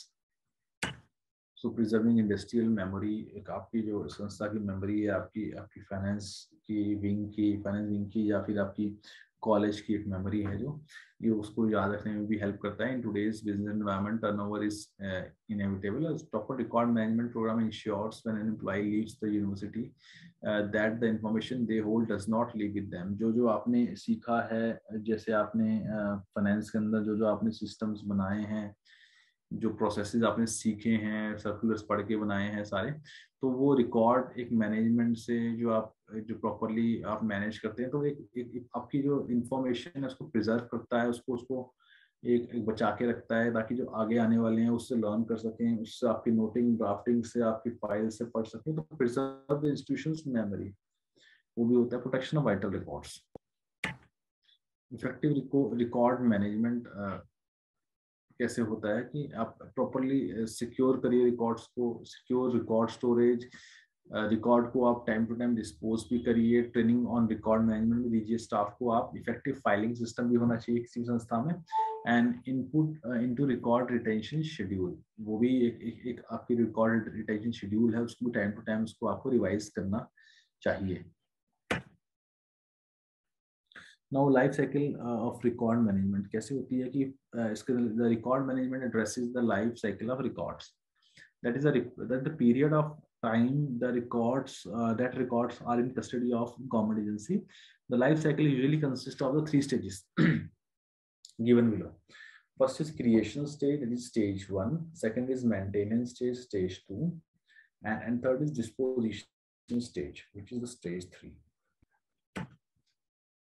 तो ये हम diagram की मदद से देखते हैं कि जो हम रिकॉर्ड होता है हमारा किसी भी संस्था का, जैसे फाइनेंस का रिकॉर्ड हुआ, एस्टेब्लिशमेंट का आपका रिकॉर्ड हुआ, ये 3 स्टेजेस के अंदर जो है वो रहता है. जैसे फाइनेंस में देखिए, आपकी फाइल्स हैं, आपके वाउचर्स हैं, आपकी कैश बुक्स हैं, आपके लेजर्स हैं, ठीक है. उसके 3 स्टेजेस में रहते हैं. पहला तो आप क्रिएट होता है, सेकंड आप उसको यूज कर रहे हैं, आप उसको मेंटेन कर रहे हैं, थर्ड जो है जो रिटेंशन पीरियड, मान लीजिए वाउचर्स का आपका 3 साल का है, तो उसको आप डिस्ट्रॉय कर देंगे. टेम्परेरी रिकॉर्ड था कैश वाउचर, आपके 3 साल तक रिटेन किया आपने, उसको डिस्ट्रॉय कर दिए. बाकी परमानेंट रिकॉर्ड जैसे आपकी कैश बुक्स है, आपके लेजर्स है, they are the permanent record. So you have to maintain that. Permanence रहेगी, वो आपको लॉन्ग टर्म के लिए मेंटेन करने पड़ेंगे. तो 3 स्टेज में आपके रिकॉर्ड मैनेजमेंट आपका रहता है. So creation occurs during the receipt of information in the form of records. Record or their information is classified in some logical system. Okay, fine. And as records are used, they require maintenance. वो आपको maintenance भी करना होता है. And disposition and capacity destruction and or transfer to an archive for the future reference. तो इसको ये diagram की वजह से देखते हैं कि जो डिफरेंट स्टेजेस हैं रिकॉर्ड मैनेजमेंट में. पहला होता है creation, second usage, third storage, and fourth क्या होता है, आपको उसको डिस्ट्रॉय करना है या फिर परमानेंट आपकी रिकॉर्ड सेक्शन में आपको उसको डिपॉजिट करना है, आर्काइव में आपको उसको जमा कराना है रिकॉर्ड को. ये भी लाइफ साइकिल है. Creation, distribution, active storage, inactive storage और retention, disposition, archive. Maintenance of record. तो आपका जीएफआर, आपका क्लास हुआ होगा जीएफआर 2017 का, तो जीएफआर क्या कहता है रिकॉर्ड मेंटेनेंस के बारे में। तो रूल 320I जो हमारा जीएफआर का है, it says destruction of records, destruction of records subject to any general or specific rules or orders applicable to a particular department as prescribed in the department manual, or no government record connected with the accounts shall be destroyed except in accordance with the provision of appendix 9. Fine. So as per rule 320 हमें कोई भी record जो होगा finance का या accounts का destroy नहीं करना है accept in accordance with the provision of appendix 9। ऐसे रूल 322, रूल 322 क्या कहता है? ये कहता है कि all the records prescribed for retention in appendix 9 if maintained in electronic form should mandatorily have a backup and adherence strictly to the retention period and prescribed format. The responsibility of verification and certification on a monthly or annual basis as prescribed under the relevant rules should also be ensured. Destruction of office records connected with accounts. अब ये कहता है destruction of office record connected with the account shall be governed by the following rules and such other subsidiary rules consistent there as may be prescribed by the government in this behalf with the concurrence of C&AG, Comptroller and Auditor General. अब जो भी आपका record है establishment का या finance का या आपकी लैब्स का या फिर आपके डिपार्टमेंट का, so no record the following shall और नो रिकॉर्ड विल डिस्ट्रॉयड। ये रिकॉर्ड डिस्ट्रॉय नहीं होगा। क्या रिकॉर्ड है वो? Records connected with expenditure which is within the period of limitation fixed by the law, a record connected with expenditure on project schemes or works not completed although beyond the period of limitation, a record connected with the claims to service and personal matters affecting persons in the service except as indicated in the annexure to this appendix, that is orders and sanction of a permanent character until revised, records in respect of which an audit objection is outstanding। अगर आपको audit objection pending है तो उस voucher को, उस file को, उस record को आप डिस्ट्रॉय नहीं करेंगे। आप ऑडिट से परमिशन लेंगे डिस्ट्रॉय करने से पहले कि आप कुछ पैरा, कुछ ऑडिट ऑब्जेक्शन पेंडिंग तो नहीं है, कुछ विजिलेंस का कुछ केस पेंडिंग तो नहीं है। आपको विजिलेंस से ही पूछना होगा, आपको ऑडिट से ही पूछना होगा डिस्ट्रॉय करने से पहले वाउचर। हम कुछ जो एक टाइम रिटेंशन शेड्यूल है हमारे यूनिवर्सिटी का या कॉलेज का, वो उसको देखते हैं। The following shall be preserved for not less than the period specified against them, establishment branch, academic, personal files और सर्विस बुक। ऑफिशियल, इसमें ए पार्ट है officials entitled for retirement benefits and उनका क्या है रिटेंशन पीरियड क्या है? 3 years after issue of final pension gratuity orders. And other employees also 3 years after they have ceased to be in the service. This is as per EC Resolution 140 dated 10/2/2014. Establishment branch non-academic, ये non teaching staff के लिए जो personal file और service books. Official entitle for retirement उनका क्या 3 years after issue of final pension gratuity payment order, same है उनका भी जैसे नॉन टीचिंग का टीचिंग का था। अदर एम्प्लॉइज का क्या है 3 years after they have ceased to be in the service. और फाइनेंस पे हम देखते हैं जो बिल्स, जो हमारे कैश बुक्स है, बिल्स हैं, हमारे फाइल्स हैं, उनका क्या रहता है? वो फाइनेंस कैश बुक क्या है? परमानेंट रिकॉर्ड है जो डिस्ट्रॉय नहीं करेंगे आप। सेकंड क्या है? ECR, establishment check register. Establishment check register जो है आपका 15 years और till the recommendation of next commission implemented. जब आपका 7 CPC का आपका डिटेल डेटा जो है, जब तक 8 CPC नहीं आएगा आपका, तब तक आप डिस्ट्रॉय नहीं कर सकते। इनकम टैक्स रजिस्टर्स आपको 5 साल के लिए मेंटेन करने हैं। अदर 4 रजिस्टर OCRs आपको 3 साल के लिए मेंटेन करने हैं। और नाउ फाइनेंस के अंदर आपके PF लेजर्स हैं आपके। सो PF लेजर्स जो है आपका परमानेंट रिकॉर्ड है, उसको आप डिस्ट्रॉय नहीं कर सकते। PF ब्रॉड शीट्स आपकी होती है जो कॉलेज में काम कर रहे हैं फाइनेंस के अंदर, ब्रॉड शीट्स जो है आपको 5 years तक मेंटेन करनी पड़ेगी। नॉमिनेशन रजिस्टर जो परमानेंट रिकॉर्ड है वो डिस्ट्रॉय नहीं हो सकता। और PF कैश बुक्स जो है वो आपकी 5 years तक आपको रिटेन करनी है। नाउ अब आपके पे बिल्स हैं, आपके वाउचर्स हैं, आपके बिल्स हैं, आपके जो जो जो डिफरेंट आपके वेंडर्स पेमेंट के बिल्स आते हैं, आप प्रोजेक्ट्स के बिल्स आते हैं, आपके पर्सनल क्लेम्स आते हैं आपके, वो सब कब तक आपको रखने हैं? 3 years or till CAG audit is done. आपको 3 साल तक और द CAG audit जब तक आपका हो नहीं आता तब तक आपको वो रखने हैं, ठीक है. कंटीजेंट वाउचर्स 3 years और till CAG is done. CAG का ऑडिट आपका तो नहीं होता और 3 साल तक. मेडिकल बिल्स भी वो सेम रिटेंशन पीरियड है 3 years और till CAG is done. So medical bills आप जो क्लेम करते हैं, इवन LTC बिल्स, पे बिल्स, तो आपको रिटेन करने हैं 3 साल के लिए कम से कम, जब तक आपको CAG ऑडिट नहीं होता. मान लीजिए आपका CAG का ऑडिट 3-4 साल नहीं हुआ तो 4-5 जब तक CAG का ऑडिट नहीं होता आप रिटेन करेंगे, चाहे 5 साल हो 6 साल. Now files and documents related to the contracts and agreement etc.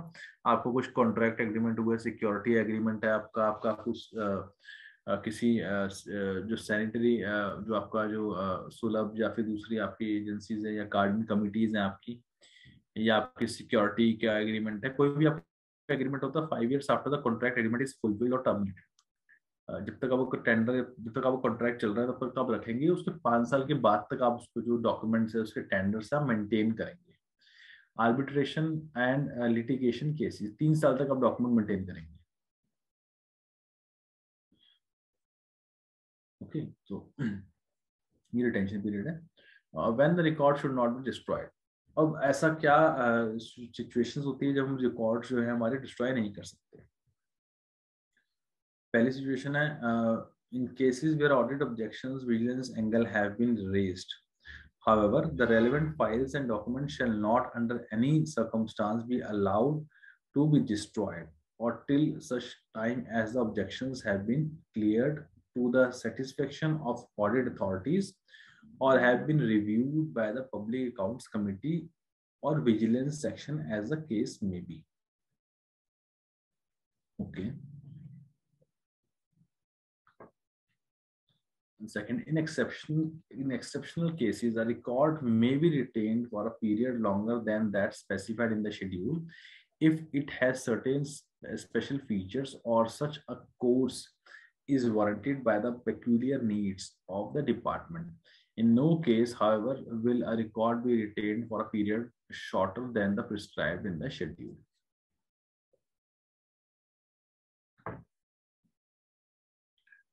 If a record is required in connection with the disposal of another record, the former will not be weeded out until after all the issues raised in the letter have been finally decided, even though the retention period marked on the former have been expired in the meantime. In fact, the retention period initially marked on such records should be consciously reviewed and, where necessary, revised suitably.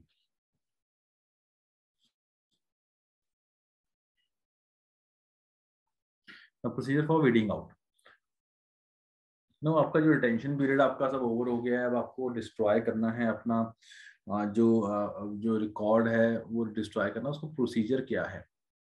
तो with a minimum period after which any record may be destroyed has been prescribed, the HOD, head of department, or any other authority empowered to do so may order in writing the destruction of such records in their own and subordinate offices on the expiry of that period, counting from the last day of the latest financial year covered by the records.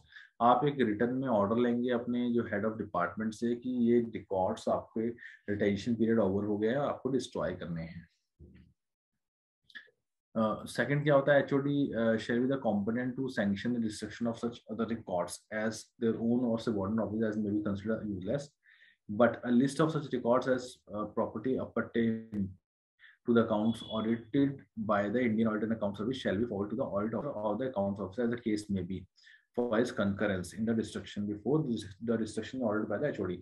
इसको सही समझिए आप, जब भी आप एक record destroy करना है, आपको रिटेंशन पीरियड ओवर हो गया तो फाइल पुट अप करेंगे, अपने HOD से उसको अप्रूवल लेंगे और हेड ऑफ डिपार्टमेंट क्या करेगा, उस फाइल को जो है ऑडिट डिपार्टमेंट में भेजेगा और विजिलेंस सेक्शन में भेजेगा कि कोई ऐसा कोई आपको वाउचर, आपका कोई बिल या वाउचर या फाइल या कुछ ऐसा पेंडिंग तो नहीं है जो आपको कुछ आउटस्टैंडिंग पैरा के लिए चाहिए हो, जो विजिलेंस के कुछ केस के लिए आपको चाहिए हो, तो वो जरूर जो है आप एक बार इसका ऑडिट से या फिर आपका जो आपका विजिलेंस सेक्शन है उससे अप्रूवल जो HOD को लेना जरूरी है.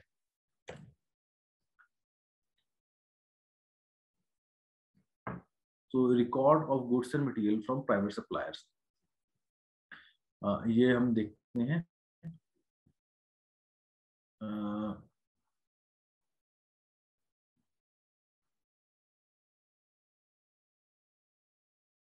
तो record of material from the private supplier. While receiving goods and material from a supplier, the officer in charge of stores should refer to the relevant contractual terms and follow the prescribed procedure for receiving the material. अब आप जो stores में काम करते हैं और जो material आप ले रहे हैं स्टोर्स के अंदर, जो भी आपको जो बिल रेस किया है आपने, उसका मटेरियल आपको आता है, तो कैसे आपको लेना है, उसका रिकॉर्ड कैसे मेंटेन करना है, क्योंकि वो that is subject to the audit later on. So जितना मटेरियल आप ले रहे हैं should be counted, measured and weighted and subjected to the visual inspection at time of receipt to ensure that the quantities are correct, quantities are according to the required specification, and there is no damage or deficiency in the material. Technical inspection where required should be carried out at this stage by technical inspector or agency approved for the purpose. An appropriate receipt in the terms of relevant contract provision may also be given to the supplier on receiving the material. जो भी आपका in charge है store का, he has to go through the bill जो supply किया है, bill आपका जो परचेज ऑर्डर है उसको देखना है, और जो बिल सप्लाई किया उसको देखना है, जो क्वांटिटी सप्लाई हो रही है उनको चेक करना है, क्वालिटी देखनी है, उनको काउंट करना, सारी चीजें देखनी है, तभी आपको रिसीविंग देनी है बिल के ऊपर.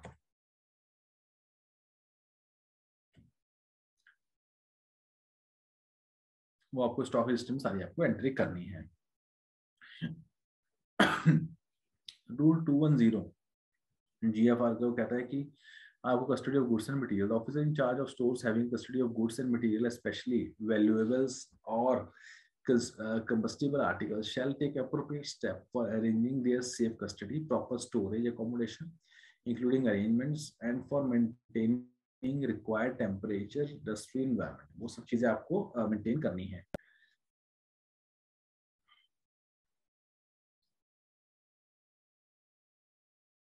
List of accounts. So officer in charge of store shall maintain a suitable item-wise list and accounts and prepare accurate returns in respect of the goods and materials in his charge, making it possible at any point of time to check the actual balances with the book balances.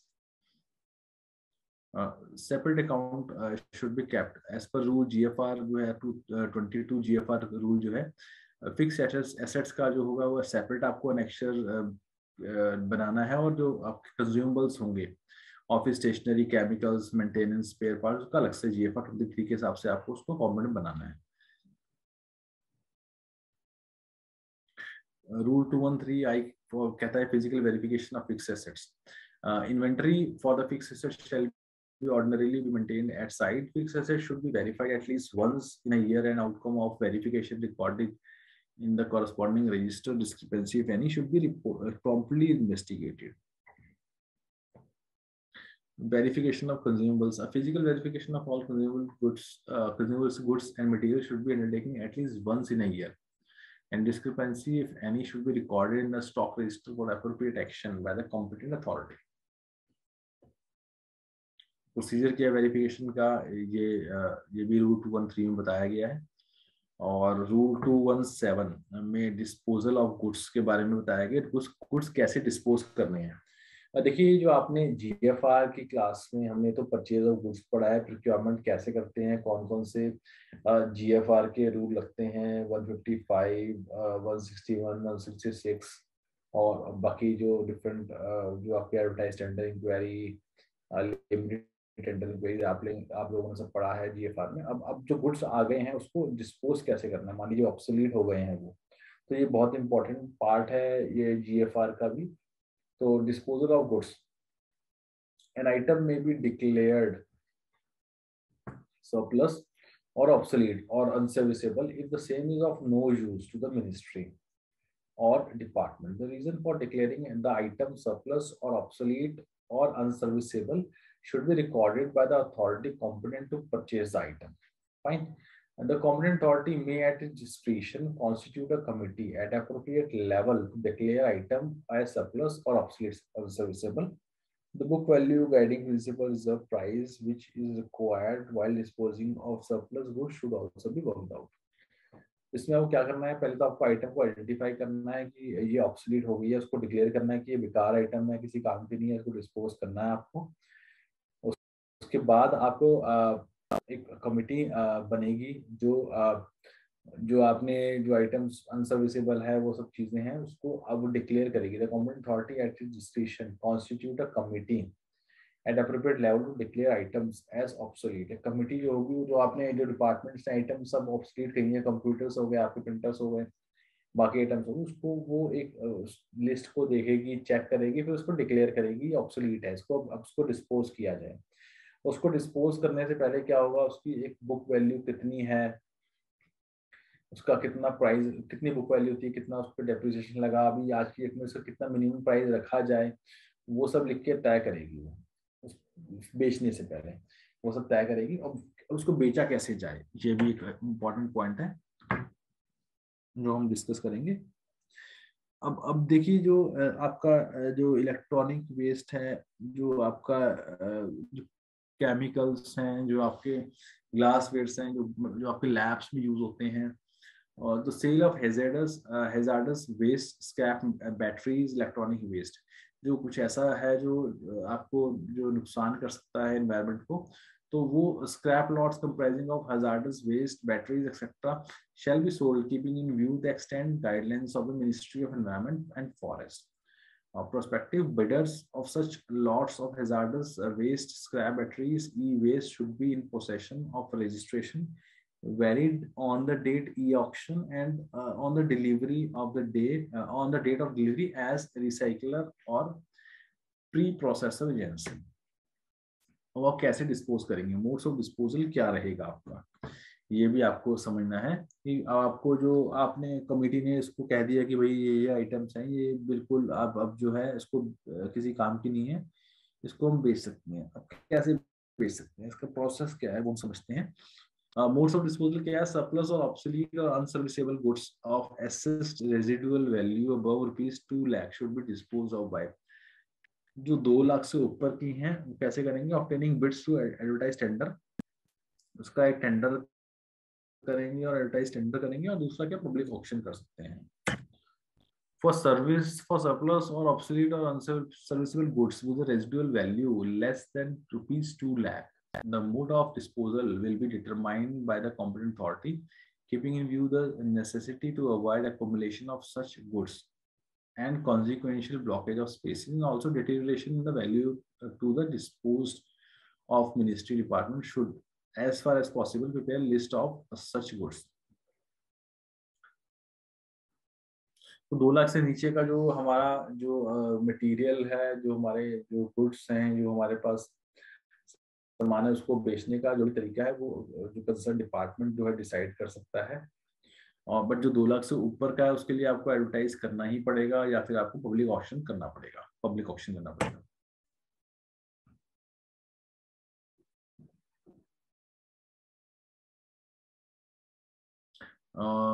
ये जो जो different different हमने तरीके देखे हैं, उसके ही extension में, जैसे सरप्लस, सर्टेन सरप्लस और ऑब्सोलीट और unserviceable goods such as expired medicine, food grains, ammunition,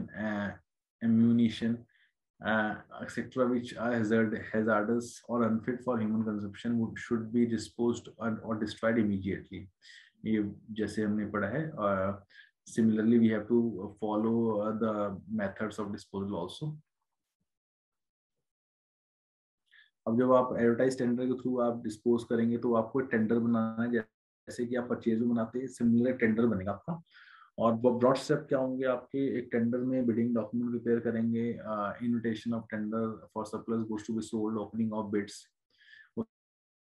उसको एनालाइज करना है, आपको सिलेक्शन करना है। इसमें L1 नहीं करेंगे, आप H1 करेंगे। L1 तो लोएस्ट बिडर था, या हाईएस्ट बिडर होगा H1, उसको आप देखेंगे, इवैल्यूएट करेंगे किसने सबसे ज्यादा प्राइस कोट किया है।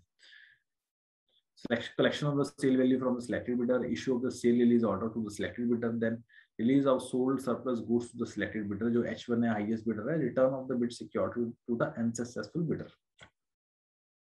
अब आप जब बेच रहे हैं तो उसमें कैसे करना चाहिए कि बाइट पब्लिसिटी देनी बहुत जरूरी है। आपको अपने साइट पे दीजिए, आपको जो भी आपकी वेबसाइट है, या किसी और भी पब्लिक जो आपका डोमेन है उस पर डाल सकते हैं आप। और जो भी आपकी कंडीशंस है, रिक्वायर्ड कंडीशंस है, आप डॉक्यूमेंट में डालिए कि कैसे आप required terms and conditions of sale are to be incorporated in the bidding document comprehensively in plain and simple language. Taxes कैसे लगाएंगे, क्या लगाएंगे, वो सब आपको डालना है। The bidding document should also indicate the location and present condition of the goods to be sold so that the bidders can inspect the goods before bidding. ये भी आपको देखना है।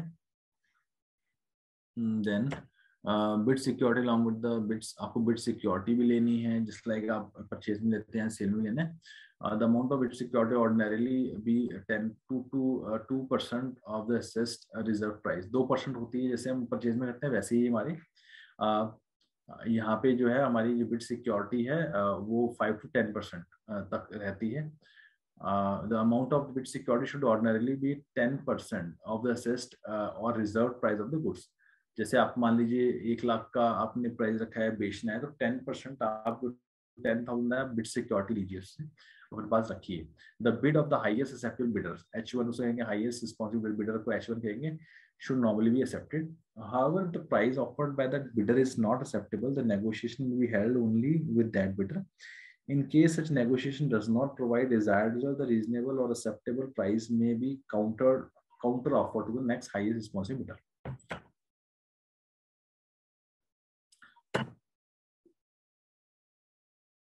So, अब जब आप बेच रहे हैं तो पहले आप पेमेंट ले लीजिए, जो आपका सक्सेसफुल बिडर है, पेमेंट लेने के बाद ही आप गुड्स को रिलीज कीजिए, उससे पहले मत कीजिए। तो एक ओवरव्यू दिया हमने, रिकॉर्ड कैसे मैनेज करते हैं, कैसे आप जो डेटा है, जो रिकॉर्ड्स हैं, डॉक्यूमेंट्स आप रखते हैं, क्या चेक, क्या वेरिफिकेशन करते हैं, और किस तरह से आप जो आपका गुड्स हैं वो कैसे डिस्पोज करते हैं, जो ऑब्सोलीट गुड्स हैं, ये हमने यहाँ पे पढ़ा।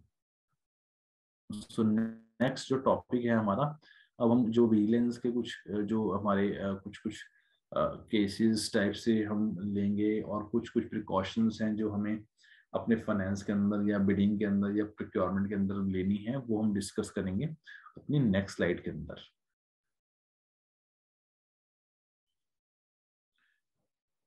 So now we have discussed the disposal of the goods and obsolete items and the documentation part also. Now we'll discuss quickly. We will discuss the basic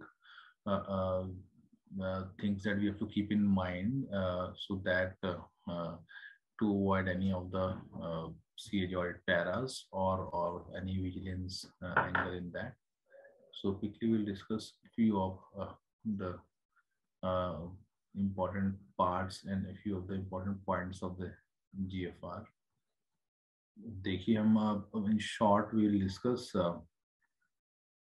few slides on CVC, Central Vigilance Commission, and how the Central Vigilance Commission look into the irregularities and lapses that are observed in the purchase contracts.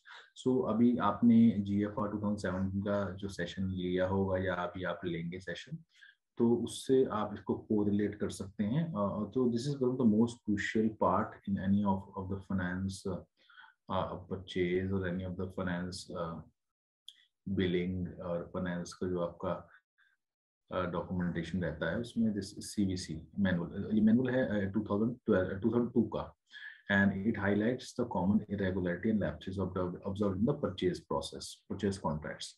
तो जो CVC ये कहता है कि it has been noted that the purchases are being made by some of the organizations in an ad hoc and arbitrary manner without satisfying the prime requirements of the establishing the reasonableness of rates in relation to the estimated rates, last purchase price or prevailing market rates and other guidelines and issued directives. तो ये CVC ये कहता है कि ऐसे बहुत सारे cases इन्होंने देखे बहुत सारी ऑर्गेनाइजेशंस में, government organisation, autonomous organisations, PSUs में देखे, जहां एक जो उन्होंने परचेज की है बहुत ही डिफरेंट मैनर में परचेजेस हुई हैं। जो बेसिक प्रिंसिपल्स होते हैं परचेजिंग के, that is reasonableness of rates जो होते हैं वो नहीं देखा गया, लास्ट परचेज प्राइस जो लिया था उसको भी मद्देनजर नहीं रखा गया, और जो प्रिवेलिंग मार्केट रेट्स हैं उस कमोडिटी की या उस आइटम के, उसको भी नहीं देखा गया, और जो अदर गाइडलाइंस और डायरेक्टिव्स है उनको भी नहीं देखा, और फिर वो परचेजेस जो प्रोक्योरमेंट्स करी गई। तो ऐसे केसेस जो हैं कई जो रिपोर्ट हुए सीवीसी के पास, तो एक छोटे छोटे मैं केसेस जो दिए थे इस सीवीसी मैनुअल के अंदर, मैंने कुछ केसेस इसमें इंक्लूड किए हैं। तो एक केस उन्होंने, एक इंटरेस्टिंग केस था, उन्होंने कहा कि an organisation place an order for spare parts on a trader at abnormally high price of about 40 times. Okay, the organization placed an order for spares on a trader at abnormally high price of 40 times the OEM's price.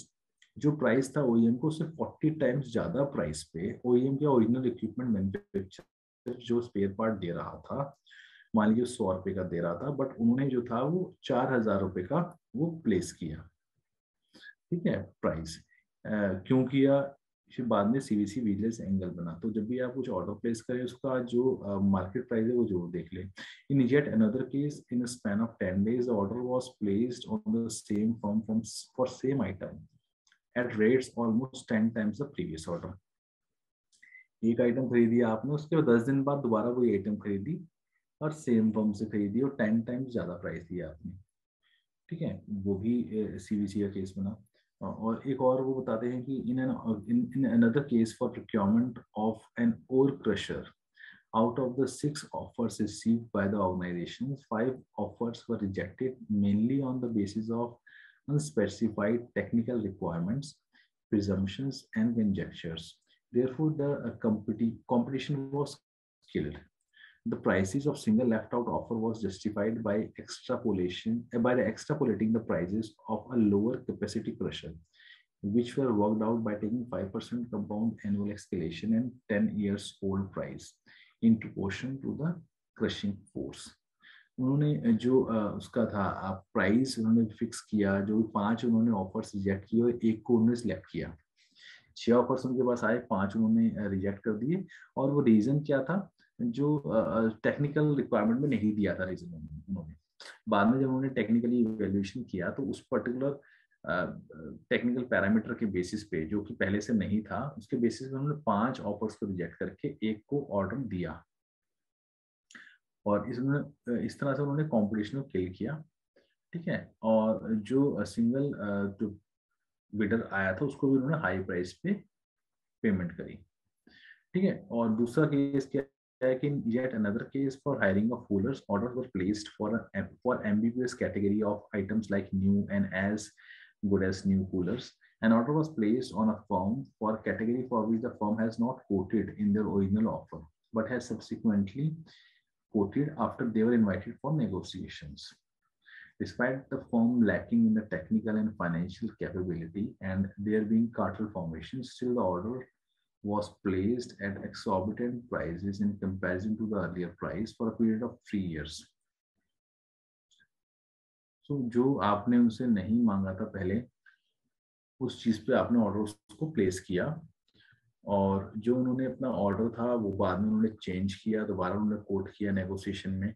तो ये कुछ कुछ चीज़ें ऐसी हैं जो बाद में विजिलेंस के केसेस बने। अभी हम इसके बारे में बात करेंगे कि कैसे इन कुछ चीज़ों को हम टैकल किया जाए, कैसे हमें एक टेंडर को देखना है, और कौन कौन सी चीज़ें जो हैं हमें मद्देनजर रखनी पड़ेंगी। ऐसे ही और भी बहुत सारे केसेस हैं जो आप देख सकते हैं। I will leave the slides so you can go through other cases also.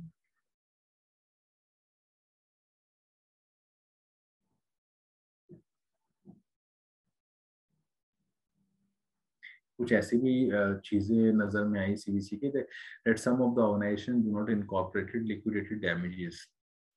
That is penalty clause for imposing the penalty in the case of failure of suppliers to deliver the equipment in the stipulated schedule. The supplier quote a short delivery period and in absence of deterrent conditions in the contract managed repeated extensions. अगर आपने liquidity damages या performance guarantee नहीं डाली है, तो कल को जो है आपका सप्लायर आपको परेशान करता है, तो उस केस में आप कुछ कर नहीं पाते। जो टाइम डेडलाइन दी थी उसने सप्लाई करने की, वो बार बार उसको फेल करता है टाइम डेडलाइन को और एक्सटेंशन लेता है। तो वो कहीं ना कहीं जो है, अगर आपने अपने टेंडर डॉक्यूमेंट के अंदर जो कंडीशंस आपने नहीं डाली थी, तो उसके बाद आप उसको सप्लायर को कुछ कह नहीं सकते, ब्लैकलिस्ट नहीं कर सकते, उसकी फोरफिट नहीं कर सकते परफॉर्मेंस गारंटी। और कुछ केसेस ऐसे भी निकले जहाँ पे जो आपकी परफॉर्मेंस गारंटी थी, इवन आपने जो टाइम जो डेडलाइन दी थी वो भी उसने एक्सीड की सप्लायर ने, बट वो फोरफिट नहीं की गई। Or in some cases, it has been observed that despite provisions in the contract for releasing advance payment against bank guarantee, the advance payment were released without taking bank guarantee. देखिए इसके अंदर अभी हम ये आगे थोड़ा देखेंगे, जो बैंक जो एडवांस आपको है सप्लायर्स को नहीं देना है, और अगर आप सप्लायर्स को एडवांस देते हैं तो बैंक गारंटी के अगेंस्ट ही देंगे। सो ऐसे केसेस भी आए जहां आपने सप्लायर को एडवांस दे दिया, और उसको एडवांस देने के बाद उसने आपको सप्लाई नहीं किया, आपका पैसा जो था रिकवर नहीं कर पाया, आपने बैंक गारंटी नहीं ली थी तो फोरफिट भी नहीं कर पाया बैंक गारंटी, ऐसे केसेस भी आए। सो ये कुछ केसेस थे जो मैंने इंक्लूड करने की कोशिश की है। ये जो थे हमारे सेंट्रल जो विजिलेंस मैनुअल है उसके अंदर मेंशन है। ऐसे बहुत सारे केसेस और भी हैं जो हम देख सकते हैं। अब एक सीवीसी ये कहता है, सेंट्रल विजिलेंस कमीशन ये कहता है कि जब भी हम कोई टेंडर करते हैं किसी भी वेंडर के साथ, तो हमें एक इंटीग्रिटी पैक्ट जो है वो अडॉप्ट करना पड़ेगा। सारे ही हमारे टेंडर्स होंगे उसमें इंटीग्रिटी पैक्ट का बहुत जरूरी है, adoption of integrity pact. This is as per CVC's order number 41/12/2007 dated 4/12/2007. So ensuring transparency, equity, and competitiveness in the public procurement has been a major concern of the CVC, and various steps have been taken by it to bring this about. And the Pre-Bid Integrity Pact is a tool to help governments, businesses, and civil society to fight corruption in the public contracting. Similarly, आप देखेंगे ऐसे the pact essentially envisages an agreement between the prospective vendor bidders and buyer, committing the persons officials of the both parties not to exercise any corrupt influence on any aspect of contract. तो जो vendor उसको sign करते हैं उन्हीं को allow किया जाता है, only those vendors bidders who have entered into such integrative pact with the buyer would be competent to participate in the bidding. तो ये प्रिलिमिनरी क्वालिफिकेशन रहती है इंटीग्रेटिव पैक्ट का साइन करना।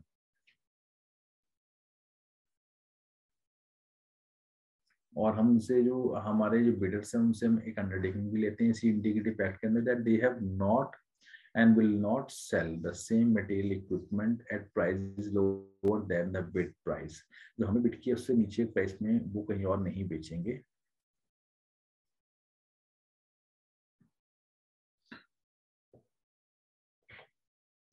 और ये जो इंटीग्रेटिव पैक्ट के अंदर क्या क्या इंक्लूड करना है आपने, इसके फॉर्मेट है, फॉर्मेट सीवीसी की वेबसाइट पे दिया हुआ है, आप जाके देख सकते हैं। और इसमें जो है एक कंडीशन होती है, promise on the part of procuring entity to treat all bidders with equity and reason and not to seek और accept any benefit which is not legally available. Fine, the promise on the part of bidders not to offer any benefit to the employees of procuring entity not available legally and not to commit any offense under prevention of corruption। ऐसा नहीं होना चाहिए कि जब आपने जो हमारा procurement officer है जब उसने टेंडर किया है वो वेंडर से नहीं मिलना चाहिए, और ना ही वेंडर को वो हमारे प्रोक्योरिंग ऑफिसर से मिल के उसे कुछ देना चाहिए या उससे कुछ प्रॉमिस करना चाहिए या उससे कुछ अनड्यू फेवर देना चाहिए। वो सब जो है इंटीग्रिटी पैक्ट में मेंशन है कि ना ही ये वेंडर ऐसा कुछ करेगा ना ही हमारे प्रोक्योरमेंट ऑफिसर ऐसा कुछ करेगा। एक प्रॉमिस उसमें होता है जो एक साइन करके देना होता है, एक स्टैंडर्ड लैंग्वेज है। Promise on the part of bidders not to enter into any undisclosed agreement or understanding with other bidders with respect to prices, specifications, certifications, subsidiary contracts, etc. वो बाकी बिडर्स के साथ कोई अनडिस्क्लोज एग्रीमेंट नहीं करेगा। वो unnecessarily ऐसा ना हो कि सारे बिडर्स मिल जाएं और मिलके प्राइस को ज़्यादा कोट करें, कुछ स्पेसिफिकेशन चेंज करके पूरी क्वालिटी सप्लाई करें, तो वो भी एक एग्रीमेंट का पार्ट होता है। तो ये सारे टर्म्स एंड कंडीशन जो है हमारे इंटीग्रिटी पैक्ट के अंदर होते हैं, जो आपको एक स्टैंडर्ड फॉर्मेट है, ये सेंट्रल विजिलेंस कमीशन की साइट पे मिल जाएगा। और इसको हमें इंक्लूड करना चाहिए हमारे प्रोक्योरमेंट जो हमारे जितने भी हमारे टेंडर्स होते हैं उसके अंदर इसको इंक्लूड करना चाहिए हमें। So all tenders to compulsorily include integrity pact clause. In tender meeting the criteria of threshold value, nature of procurement. एक वैल्यू जो होती है उसके ऊपर जितने भी टेंडर जाएंगे, integrity pact clause and format should be included in the bid document. Each page of such integrity pact pro forma would be duly signed by purchaser's competent signatory. All pages of integrity pact are to be returned by the bidder, duly signed by the same signatory who signed the bid and who is duly authorized to sign the bid and to make bidding commitment on the behalf of the company. Any bid not accompanied by integrity pact duly signed and by the bidder shall be considered to be the non-responsive bid and shall be rejected straight away.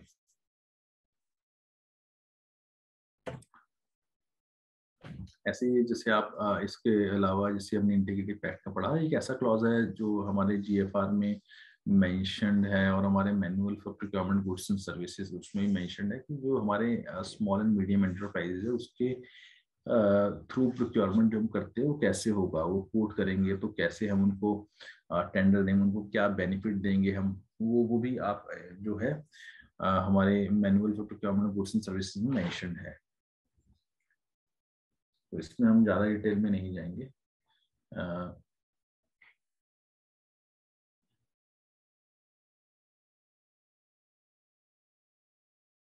In a tender participating MSME quoting prices within the price band of L1 plus 15%. जो L1 ने price quote किया plus 15% के अंदर अंदर उसका price bid आता है, shall be allowed to supply a portion of the requirement by bringing down their price to the L1 price in a situation where the L1 price is from someone other than MSME. अब मान लीजिए 100 रुपये जो coat किया है L1 ने और 115 रुपये 120 रुपये 125 रुपये कोट किया है किसी मीडियम एंड स्मॉल एंटरप्राइज ने और वो L2 है, तो इसको अपॉर्चुनिटी मिलती है जो हमारी मीडियम एंड स्मॉल एंटरप्राइज है जिसने 125 रुपये कोट किया है, अगर वो L1 का प्राइस मैच कर देता है तो the quoting price within the price band of L1 plus 15% shall also be allowed to supply a portion of the requirement by bringing down their price to L1 price in a situation where the L1 price is from the someone other than the MSME. जैसे 100 rupees का price हमारे L1 ने coat किया और 115 रुपए का price हमारा coat किया है मीडियम एंड स्मॉल एंटरप्राइज ने, तो वो अगर मैच करता है L1 का प्राइस तो उससे 20% सप्लाई करने की परमिशन मिल जाती है. 20% of the value MSME shall be allowed to supply up to 20% of the total tendered value. 20% वो सप्लाई कर सकता है, 80% लेंगे हम L1 से.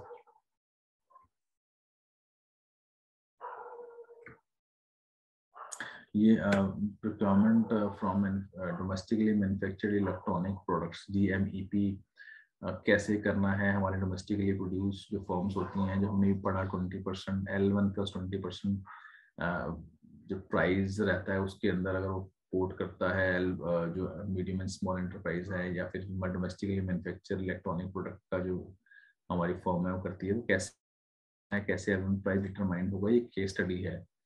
सो आप उसको अब देख सकते हैं. We leave this slides on the desktop itself, so you can go through that. और एक केस स्टडी भी है कि कैसे जो हमारे डिफरेंट वेंडर्स हैं वो उन्होंने कोट किया है, जो डोमेस्टिक मैन्युफैक्चरर्स है और नॉन डोमेस्टिक मैन्युफैक्चरर्स है. इसमें डोमेस्टिक मैन्युफैक्चरर्स को क्या बेनिफिट मिलता है, कैसे उन्हें हेल्प होती है इसके अंदर, वो आप केस स्टडी के थ्रू देख सकते हैं. we'll leave this case study and now अब जो छोटी कंडीशंस हैं आपके हमारे टेंडर्स की या प्रोक्योरमेंट की, हम उसको देख लेते हैं जो बहुत जरूरी कंडीशंस होती हैं. A bid shall remain valid for a period mentioned in this ITB, normally 75 days for OTE open tender inquiry and 90 days for global tender inquiry. So bid का जो पीरियड होता है 75 डेज होता है ओपन टेंडर इंक्वायरी का और 90 days for global tender inquiry. In exceptional circumstances, the consent of bidder may be requested in writing for extension to the period of such bid validity. Such requests should preferably be made before the expiry of the bid validity. मान लीजिए आपने tender किया है but आप किसी कारणवश उसको process file आपके पास आई, आप उसको अप्रूवल के लिए प्रोसेस नहीं कर पाए और 3-4 महीने लग गए आपको प्रोसेस करने में, तो आपको जो है वेंडर से उसका लेटर लेना पड़ेगा बिड वैलिडिटी का। अगर वो वैलिडिटी का लेटर देता है तभी आप उसको प्रोसेस कर सकते हैं, नहीं तो उसकी जो वैलिडिटी होती है बिड की वो 75 डेज तक होती है, वो एक्सपायर हो जाती है। तो you cannot place the order, you cannot provide the approval for that bid, placing order with that bidder.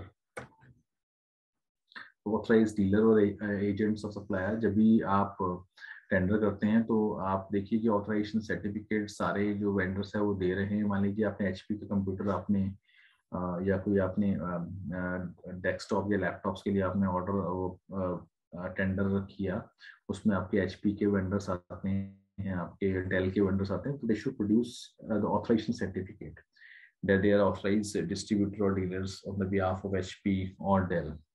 तो वो आपको बहुत ज़रूरी है, ऑथराइजेशन सर्टिफिकेट होना बहुत ज़रूरी है।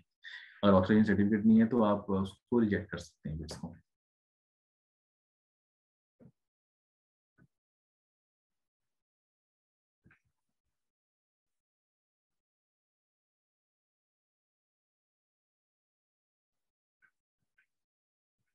ये हम लीव करके छोड़ देते हैं कि फॉरेन पेमेंट्स के रिगार्डिंग है, कैसे आप फॉरेन पेमेंट्स करते हैं, लेटर ऑफ क्रेडिट कैसे होता है, foreign terms and condition, shipment, CIF, cost, insurance, flight कैसे होता है। आई थिंक सेशन जो है आपका है that the time will not permit us to discuss all these slides, so I will just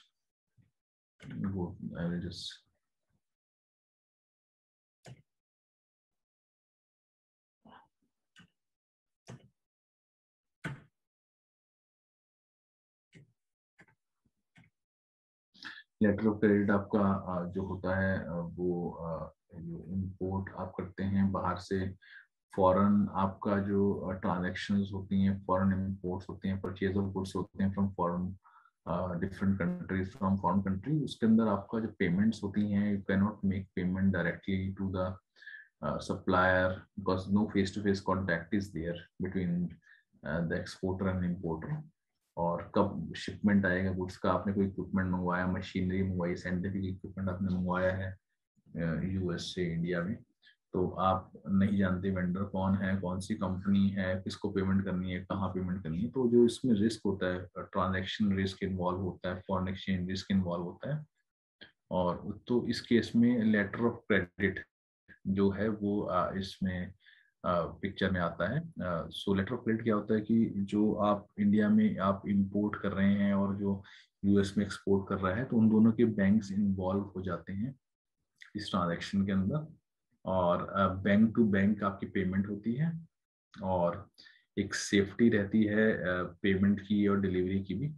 तो वो लेटर ऑफ क्रेडिट होता है कि गुड्स आपके जो सप्लायर सप्लाई करता है, आप रिसीव करते हैं, अपने बैंक को आप इंटीमेट करते हैं इंडिया के अंदर कि आप पेमेंट कर दीजिए, तो बैंक आपका पेमेंट करता है US के अंदर जो वेंडर होता है उनको उनके बैंक के थ्रू।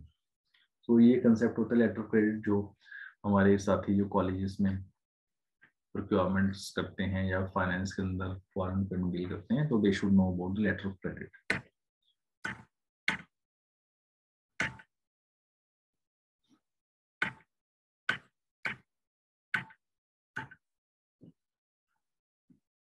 हाँ, अब ये देखते हैं कि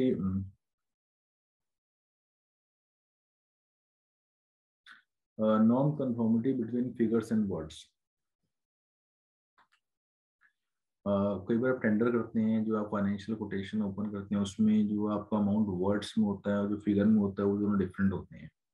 sometimes non conformity errors are also observed in responsive tenders between the quoted figures and in the words। This situation normally does not arise in the case of e-procurement। आप CPP portal पे ये दिक्कत नहीं आती है, jam में दिक्कत नहीं आती है, लेकिन जैसे आप मैनुअल टेंडर्स पहले करते थे उसके अंदर ये बहुत इशू रहता था। और CPP पोर्टल पे भी जहाँ पे स्कैन करके डॉक्यूमेंट्स डालते हैं वो, तो स्कैनिंग के अंदर एक डिफरेंस हो सकता है 40 वर्ड्स के अंदर, फिगर्स के अंदर, उसमें क्या किया जाए। This should be taken care of in the manner indicated below. If in the price structure quoted for the required goods, there is discrepancy between the unit price and total price, which is obtained by multiplying unit price by the quantity. The unit price shall prevail, and the total price corrected accordingly.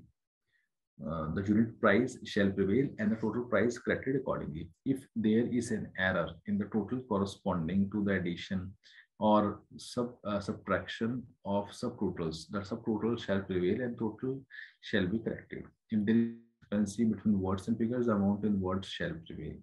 Such a discrepancy in an offer should be conveyed to the tenderer, asking him to respond by a target date. And if the tenderer does not agree to the procuring entity's observation, that tender is liable to be rejected.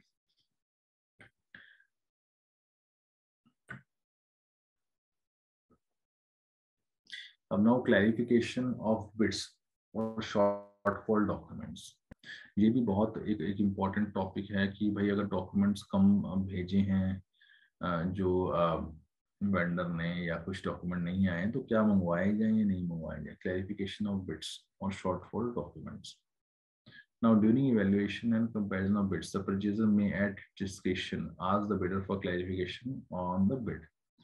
The request for clarification shall be given in writing by registered speed post and asking tender to respond by a specified date, and also mentioning therein that if the tender does not comply or respond by the date, his tender will be liable to be rejected. Depending on the outcome, such tenders are to be ignored or considered future. Further, no change in prices or substance of the bid shall be sought, offered, or permitted. No post-bid clarification at the initiative of the bidder shall be entertained. The shortfall information document should be sought only in the case of historical documents which pre-existed at time of tender opening and which have not undergone changes since then. These should be called only on the basis of the recommendation of TC, technical committee. Example, if PAN account number, registration number, sales tax number, VAT account has been asked to be submitted, the tenderer has not provided them, these documents will be asked for which a target date has above. So we can ask for the historical documents. You cannot ask for the demand draft. अगर demand draft नहीं बनाया हुआ है tender vendor ने तो वो हम नहीं बुला सकते, कह सकते. फाइन, बट ऐसे डॉक्यूमेंट जैसे पैन नंबर लिखा हुआ है बट पैन कार्ड नहीं लगाया तो वो हम उनसे मंगवा सकते हैं. But the request for clarification shall be given in writing by the registered speed post and asking the tender to respond by a specified date, and also mentioning therein that if tender does not comply or respond by date, his tender is liable to be rejected. Now, consideration of abnormally low bids. भाई जो बहुत ही आपकी कम price quote किया है उसको क्या लेना है या नहीं लेना है. An abnormally low bid is one in which the price bid in combination with the others element or bid appears so low that it raises material concerns as to the capability of the bidder to perform the contract at the offered price. So procuring entity may in such cases seek written clarifications from the bidder, including detailed price analysis of its bid price in the relation to scope, schedule, allocation of risk and responsibility, and any other requirements of the bid document. If after evaluating the price analysis, procuring entity determines that the bidder has substantially failed to demonstrate its capability to deliver the contract at the offered price, the procuring entity may reject the proposal. अगर जो उसने price quote किया है उसको पूछा गया है कि कैसे आप इसके अंदर हमें सर्विसेज दोगे, वो नहीं बता पाता तो आप कैंसिल कर सकते हैं contract. However, it would not be advisable to fix normative percentage below the estimated cost, which would be automatically be considered as abnormally low bid.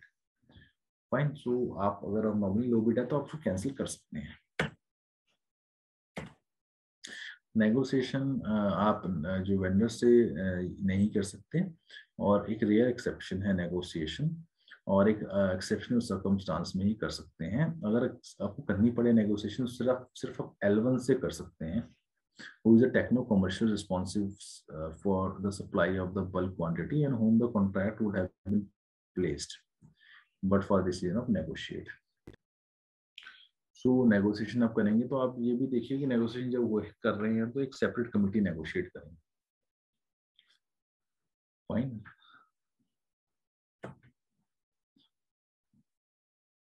Now, with this slide, we conclude our session. And for any queries, you can mail me. I'll leave my email ID with with the concerned officials. So any query, you can just drop me a mail and I will revert back within the shortest time. Thank you. Have a nice day.